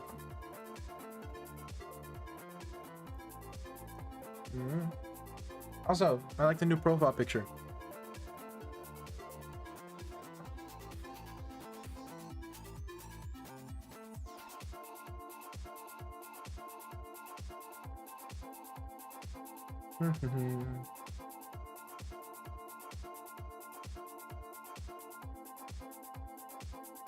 Let's see. Yeah, I know a few people. Let me pause my music. I cannot play Blitz online. I literally have a higher FIDE Blitz rating than I do online. I play Blitz way better over the board as well. I am in the same boat. I'll tell you what it is for me.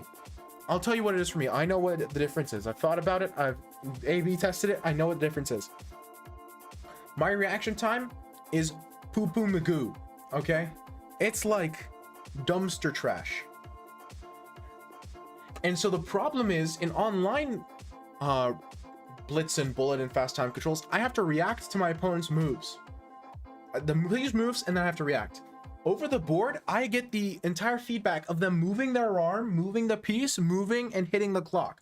So I know before I have to move that I have to move. I get a warning a second before they move, basically, to get ready to move. It makes such a big difference. I am so much better in time scrambles over the board than I am online.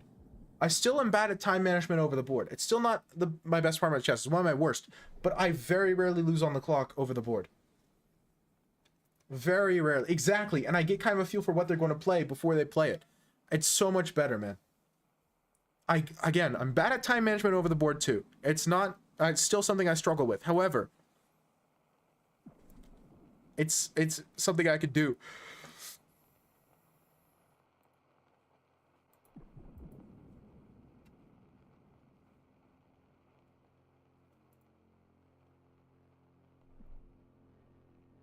And so by removing the reaction time sort of barrier for me, solves like 90% of my problems.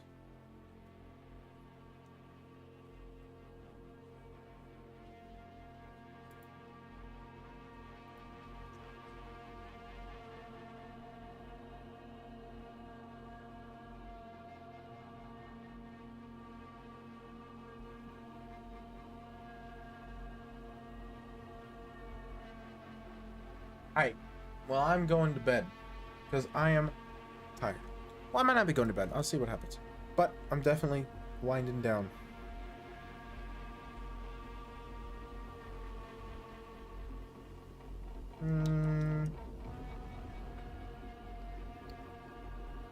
So, appreciate y'all for stopping by. Sorry, I am leaving as soon as you join, Pigeons. It is unfortunate. But alack, sometimes it do be like that. Next time I will be less late. I'm working on it. I'm getting there. I'm just still getting readjusted to all the scheduling. Sweet dreams, Jimbo. I said Jimbo instead of Jimbro. Okay, I'm going to bed now. It's done. It's over. My career is ended. Good night.